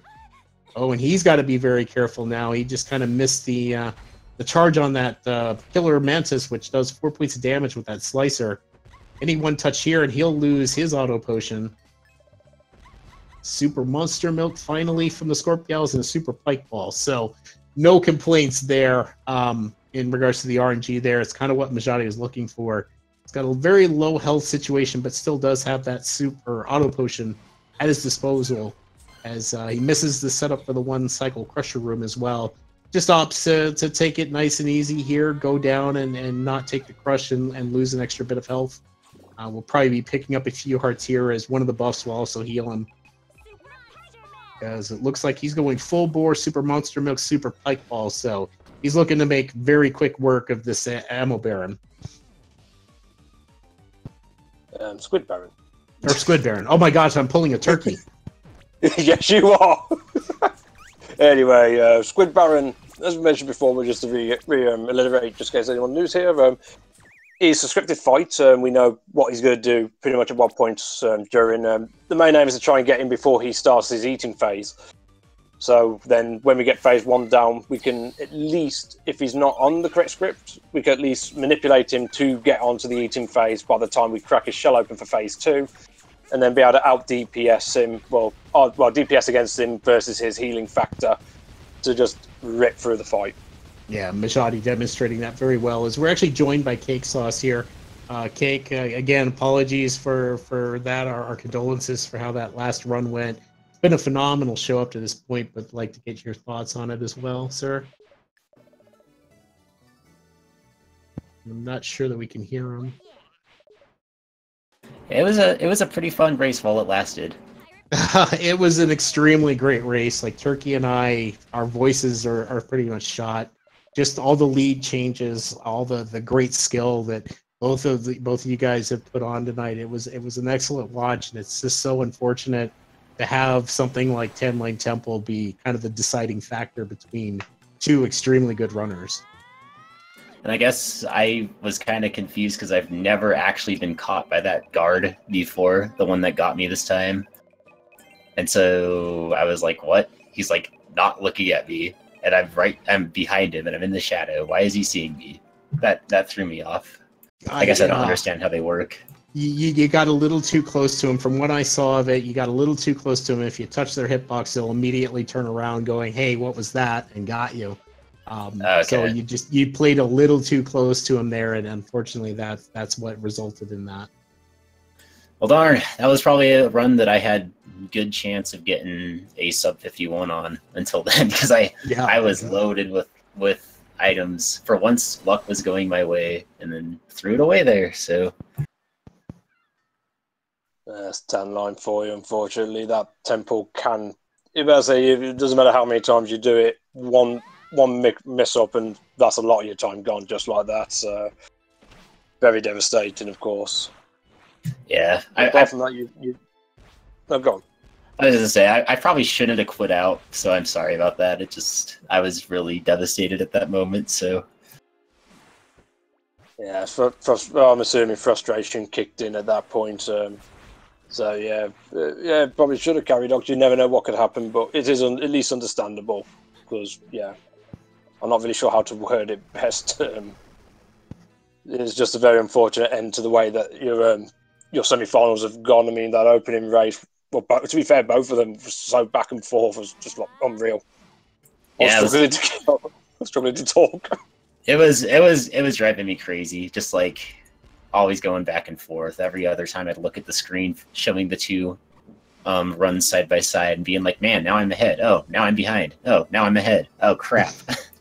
Yeah, that's been our last two and a half hours. Just insane lead changes, RNG kind of like favoring and swaying back and forth and resulting in varying things, and then just different divergence of routes in regards to what each runner's done. I mean, Mijati's been doing some relatively newer stuff that have been thought about, and it's not worked in his favor and has worked in his favor, respectively.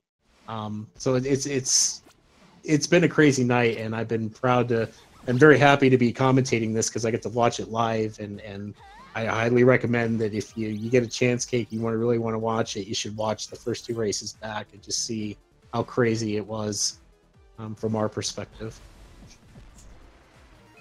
Well, thanks and cheers, and appreciate everybody being here to hang out and watch this and commentate this, and Speed Gaming for restreaming this. It was fun hanging out and doing stuff in this tournament while it lasted.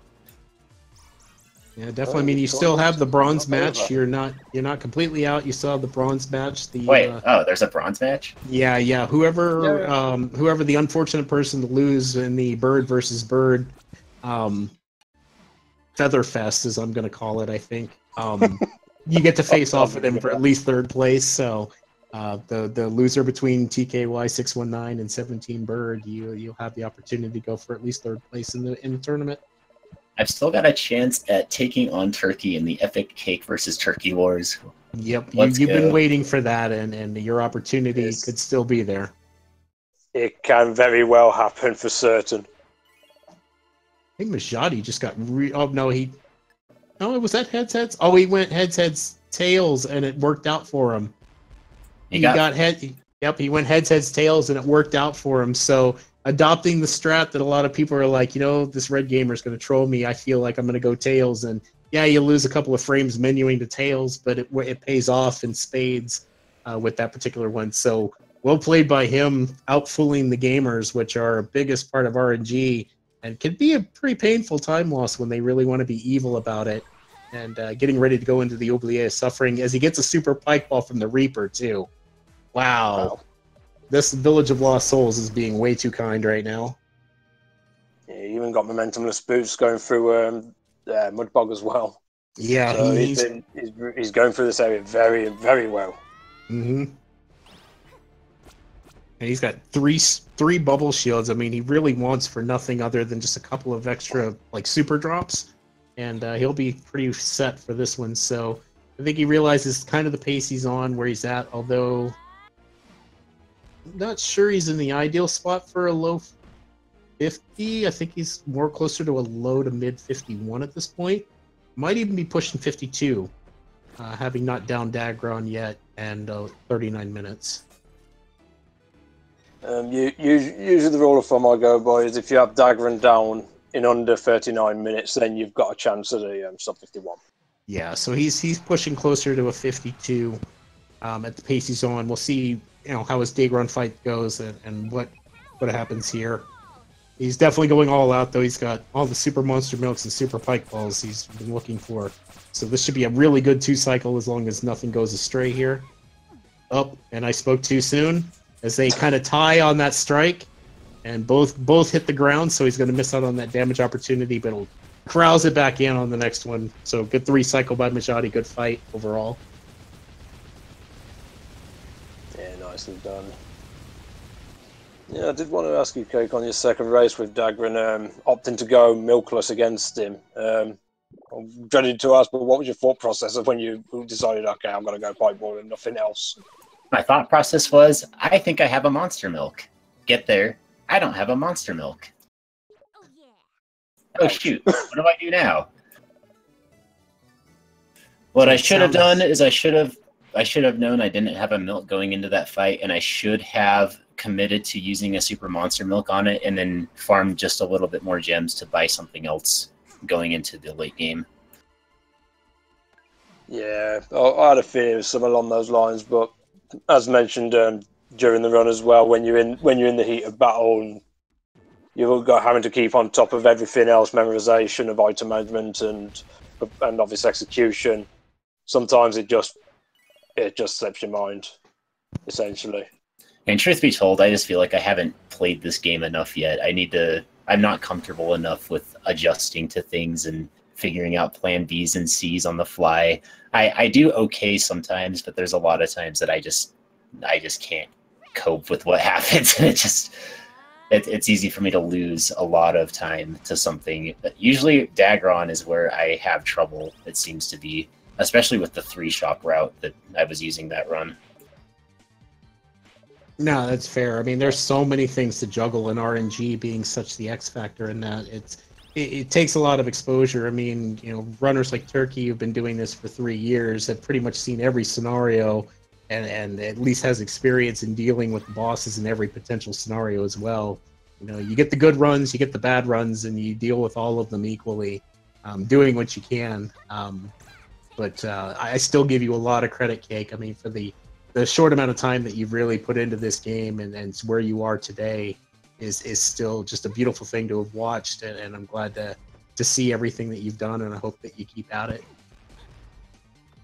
Well, I definitely want to go for that sub 51 at some point, and I think I can do it soon. My PB, I mean, the thing is, that even this run, I was 30-something seconds ahead of my PB, and my PB's 51:37 now. So I know I can do it. I just gotta have things go my way a little bit more, and I need to get a little bit better at decision making. Yeah, you definitely. I know for a fact you're capable. I mean, obviously, me and you've been back and forth with Half Genie Hero, and when I found out you was coming over to try Pyrus Curse, I was very happy. It's like, yeah, okay, this will be interesting. I'm looking forward to this one. And you haven't let anyone down. You've been phenomenal since you've come into it, picking up a lot of things pretty quickly. And it's just down to probably, I don't know, just down to probably just a couple of fine-tuning things in your mind from the sounds of it, but you've definitely got what it takes. I can definitely assure you of that. Okay, I'm going to interject here. I think Mijati just set up for a potential auto potion jump setup here, so we're going to keep a close eye on him really quick. Oh, yes, he has. That death looked like it was very intentional, and yep, sure enough, here he goes.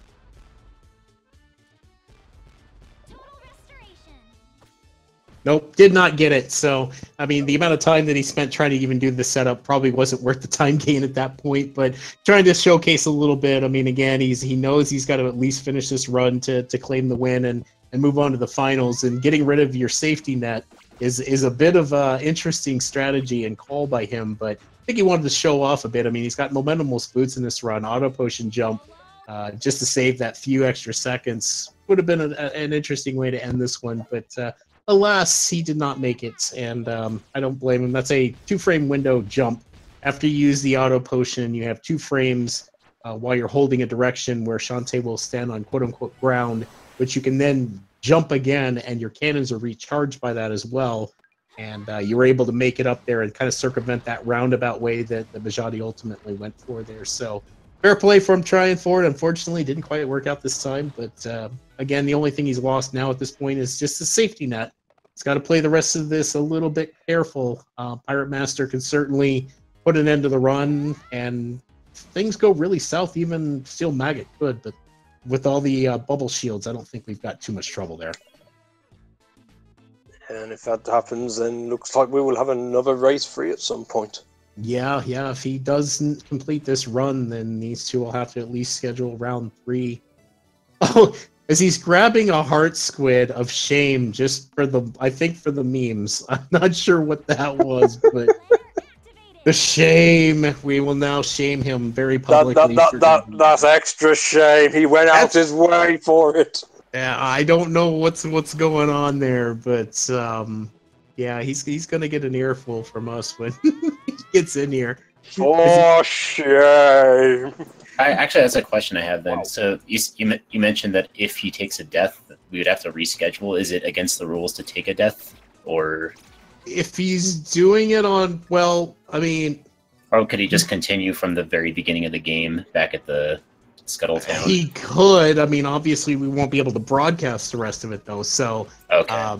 I wouldn't want to see that be the scenario here. Is he's taking a lot of time grabbing every heart squid in his path. I'm not sure what his thought process is right now, unless he wants to showcase the Squid Smith. It's possible. I mean, I'm gonna pretty much guess because he doesn't have enough gems, or he's just trying to show other things in the route. He's going to potentially get an additional heart. So should he have a mishap with the Pirate Master, he at least won't die in one hit. Yeah, it's safety. So yeah, if the Pirate Master fight goes really awry and he doesn't have that auto potion, having the extra heart at least avoids the one-shot scenario. Even though he's got plenty of bubbles, he can still be super aggressive with the Pirate Master, be able to take a couple of shots from him at full health and not have to worry about dying. So he also gets the reverse Nutbuster just for you. Hey. Well, so that's 7. That's 7. Yeah, that's 5 out of 6. That's not bad. But here's the Squidsmith, someone you don't normally see in the speed run. I'm going to close my eyes because those poor defenseless things. Oh, God, he's so heartless. Why would you do that? Why would you do that, Mijati? Oh, my God. Oh. Extra shame for him. No. At any rate, so he's done with all of his side questing there. Having returned the sword to Branson, he's also come in here and done a solid by bringing Joe back to life. Joe, though, the jerk that he is, decides, you know what, I've had a lot of time to think, plenty of fish in the sea, breaks up with our best friend, and leaves us in that awkward situation, which we quickly get out of. Olo, again, just cannot do targeting modules. That is officially the 5th time tonight that that shot is missed and landed on Frostbite, taking out our poor friend, the Techno Baron. And Mijati also opting just to take that extra save, so he is putting nothing to chance. I mean, the game crash is still a potential thing. The damage without the auto potion, like, he is leaving nothing to chance here. He wants to finish this race one way or another, no matter what happens. And obviously, coming up to the abandoned factory, it's one of the known crash points of this particular game. So he wants to make sure that he gets across that finish line by any means necessary at this point. That's fair enough. At the end of the day, you must say, after this long journey that he's had so far, just to give himself that extra bit of security. If something goes wrong, at least he can continue from back here and be able to finish the run out.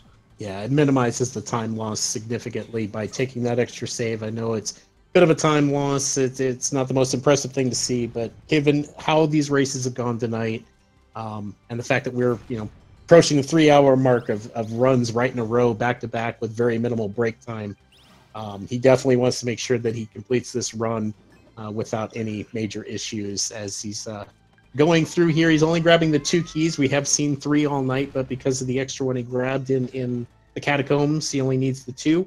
He nearly gets trolled by the ice block, but it lands just in front of him, and he's able to get around it. So we'll be dealing with RNG, the boss, take 3, and we'll see how Steel Maggot treats him. Again, with 3 bubbles, he shouldn't have too much trouble with this as long as he doesn't actually give the Maggot some hugs. Yeah, as the nature of Steel Maggot between each cycle and between each run, that bottom combination will change. So every time you come here, you will have to keep figuring out what the right combination is, and then beat the living hell out of him. Yeah, maybe fatigue kicking in there. That first round took a little bit. He kept trying to enter the same code twice in a row before finally getting it, but having a much better round 2 here. Getting the first 2 buttons just before he retreats, and a few extra swipes, and Steel Maggot goes down. So really good fight, a little rough on the opening, but RNG is what it is, and you adjust to it. Again, Bubble makes him very safe, as long as you don't take the physical hits, and Mijati will be moving on to our final boss, and we'll see how his tower climb goes, as well as that fight with the Pirate Master.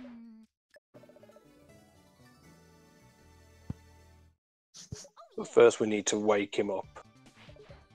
Again. Wakey, Pirate Master. And fair point, Sound Defense, you're right. He is actually less heartless than usual. Not using a Pirate Flare out of here. I think he either didn't have enough money or changed his shopping route just for whatever he needed to do here at the end. Maybe even bought that additional auto push, but that wouldn't make sense getting the heart. Decides to spend. I have a strange feeling he's going to be flaring off the Lonely Grave. Oh, so he's going to take a 6-second time loss to take an even more, well, as Esco, our resident game breaker, likes to say, an infinite exponential amount of time by flaring off of the island here, which is also just one screen. So you're actually saving negative time by doing this, is how the math equation really works out, but we'll see. Nope, he did not flare from here. So he's either a flare short or did like something a little different in the overall scheme of things. Again, it's only 6 seconds walking out of the abandoned factory to the Risky's boat, so not huge, but he'll be doing his final charge right through all the darkness. Pirate Master, woken up, isn't very happy, hasn't had his morning coffee, and will now be facing off with our heroine Shantae as we go through this extremely dark and spooky place that he's claimed as his own. And just because RNG being what it is, the last skeleton, the only skeleton he hits in the up and over there, gives him a regular pike ball. Just because this game sometimes. Well, every piece of item is always useful. Maybe. Yeah. Maybe not at this point, but we'll take it. Yeah, chat's just informing me that he ended up one flare short. So money routing being what it was, he didn't quite have everything he needed for the buy, especially since he went for the potion pack right away. I think he thought he had enough and ended up just a few gems shy. But having a really good climb this time, so not letting that kind of stymie his efforts here.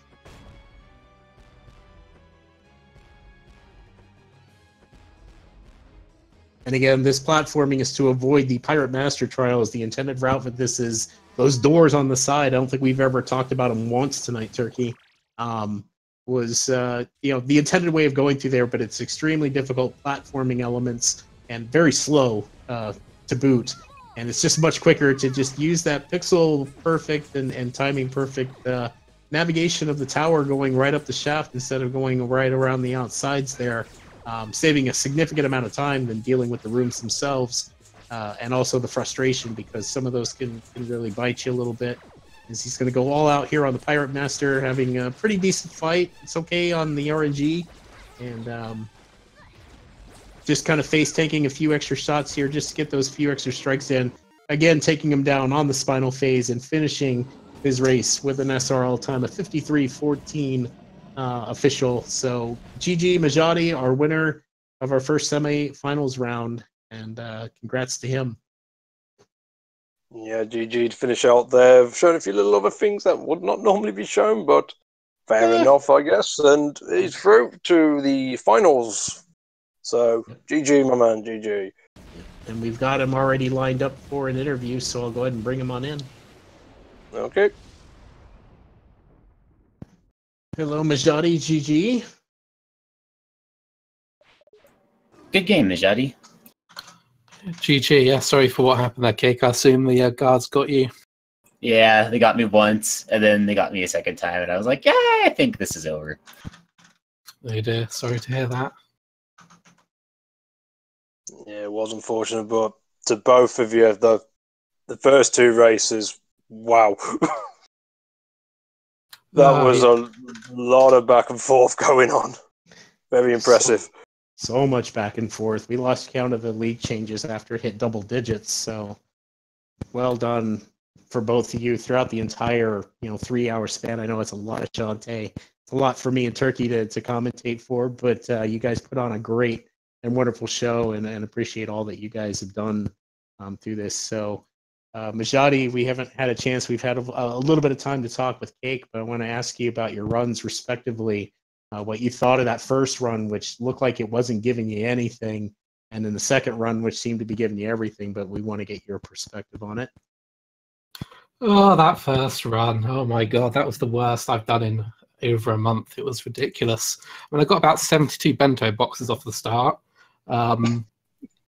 Every boss fight was bad, and then the climb, I just lost it completely, and really, really annoyed at myself for that. But not too bad other than that. Second run, yeah, that was decent RNG. I had a really, really bad start to that. If you told me before entering Run on Rotty Tops that I would PB that run, no chance, absolutely no chance. That was the worst start to a run I've had again in a long, long time. So for the RNG to turn that around and then really good execution to get that down, really, really pleased with that. All right, well, that confirmed our next question. Was we wanted to make sure that was indeed a PB for you. We thought it was, but we wanted to get it from you directly, and yeah, definitely well done on that particular run, especially with the kind of the rough RNG start that you had there. Yeah, thanks. Yeah, really, really pleased with that PB. I mean, it should have been a sub 51 with that if I hadn't been so bad at the start. I mean, I dropped a charge in at the opening, so that's costly. But yeah, and then the third run, after I saw Cake forfeit, I decided to have a little bit of fun with that. Somehow that was only 30 seconds slower than my first run. I've got no idea how that's possible.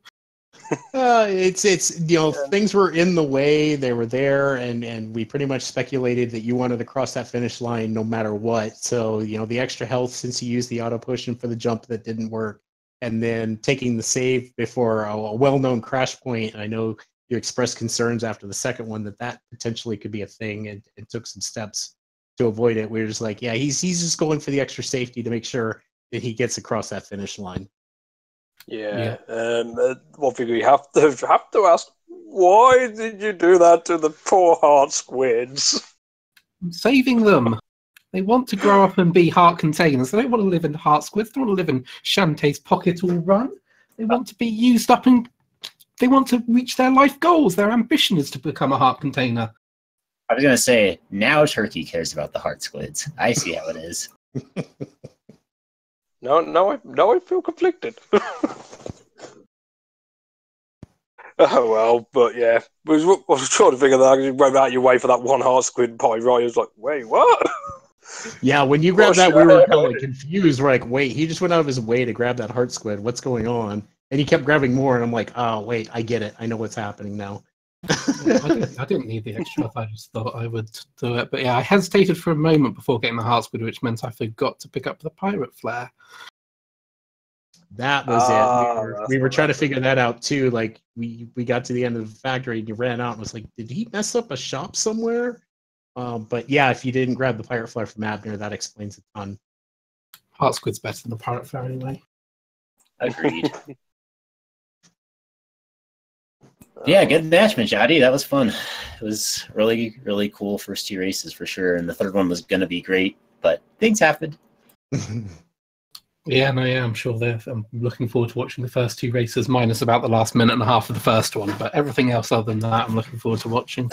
Yeah, I definitely recommend you watch it back. It was a lot of fun to commentate for. It was a lot of fun to watch, and the chat was loving it. Just how close both those races were, all the way to the end, and kind of seeing how it all plays out. So well done to both of you. And as a reminder, definitely, as someone's already dropped the command in chat, definitely follow both of these guys. They're both phenomenal runners. And to confirm, yes, Hacksaw Mijati does play Rando as well and is taking part of that tournament. CakeSauc3 is in the Wings of V tournament. So they're both very good speed runners at what they do. And I highly recommend you drop both of them a follow just to see what other things that they put on for us. And Mijati, I'll ask, I mean, what are your thoughts going into the finals? You're waiting for your opponent, obviously, but anything you want to prepare for?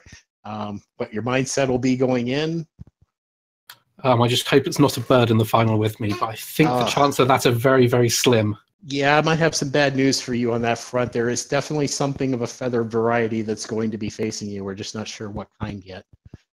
Yeah, wasn't your code for the temple this last race bird, bird, bird? That's what I heard. Oh, no. Otherwise, I'd have forfeit as well. And then I have a friend who just told me that he was talking about other birds, and he said he saw a turkey flying today, so I think that might be an omen. Wait, we can fly? Oh, crap. We finally told him. Maybe someday he'll believe it, too. Well, either way, you're both going to have a bird to deal with at some point, so have fun with that. Yeah, actually, both of you have to face one as Cake. He'll be setting up for the bronze match and waiting for his bird of choice to land in there. I know which one he's hoping for, but we'll see on Saturday as we've got another 3-hour block of Shantae. The racers there have done all 3 of their scheduled matches back to back to back. Again, best 2 of 3 or best of 3 series. So we'll see TKY619, my co-commentator here, facing off against 17 Bird to determine the other half of the finals, and then we'll wait for that to get scheduled. So definitely tune in for that. That starts at, I believe, 2 p.m. Eastern Standard Time on Saturday. So definitely come back out if you're looking for some more Shantae action, and then we'll see how the bronze match and the finals get scheduled, and look forward to that. Oh yeah, and be sure to follow my co-commentator as well. Pretty much, I consider him a guru of the series. Been running it a bit longer than myself, and it's a great fun watch. Be sure to check him out. Yeah, same with my co-commentator TKY619. Always a good time in his stream. Watching him display his awesome skill at this particular game. He's a world record holder for a reason. So if you're in for the high-level run strats, Mijati, Cake, Turkey, any of these people in the semifinals and going into the finals, definitely worth following and keeping an eye on. So don't follow Mijati. He kills heart squids. Well, I would call him heartless, but his sound defense pointed out that's not true. He actually had a little bit more heart by the end of that run. So you can't call him heartless.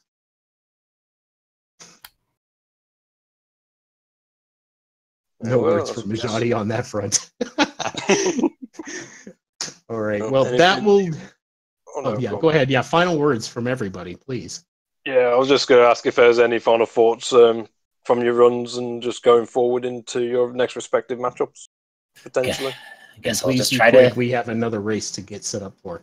I'll just try to get sub 51 before I face Turkey or Bird in the bronze match. So that'll be fun. And good luck to Mijati in the finals. Hope you have good luck with you. Yeah, cheers, Cake, and good luck in your third place match. Yeah, I think we both lost this one because we both got to face a Bird, but there we go. Yeah, I just need to find a Run Rotty top skip in about a week's time, so if I want to win the finals. But yeah, we'll see what happens. But yeah, that was a fun race. Thanks. I wish you luck on finding that skip because I want that skip too. Right. Well, that said, everyone, we do need to get out of the way. We've got the Zelda 2 weekly race that needs to get set up here. So again, follow the runners, follow Speed Gaming, support Speed Gaming anyway, because without them, we wouldn't have these tournaments. We appreciate all the hard work behind the scenes on that front. And thank you to all the Shantae community and everything that they do to bring this tournament to you as well. With that said, we'll be signing off. Have a good evening. And if you're in for some Zelda 2 action, stick around. Take care. See ya, everybody.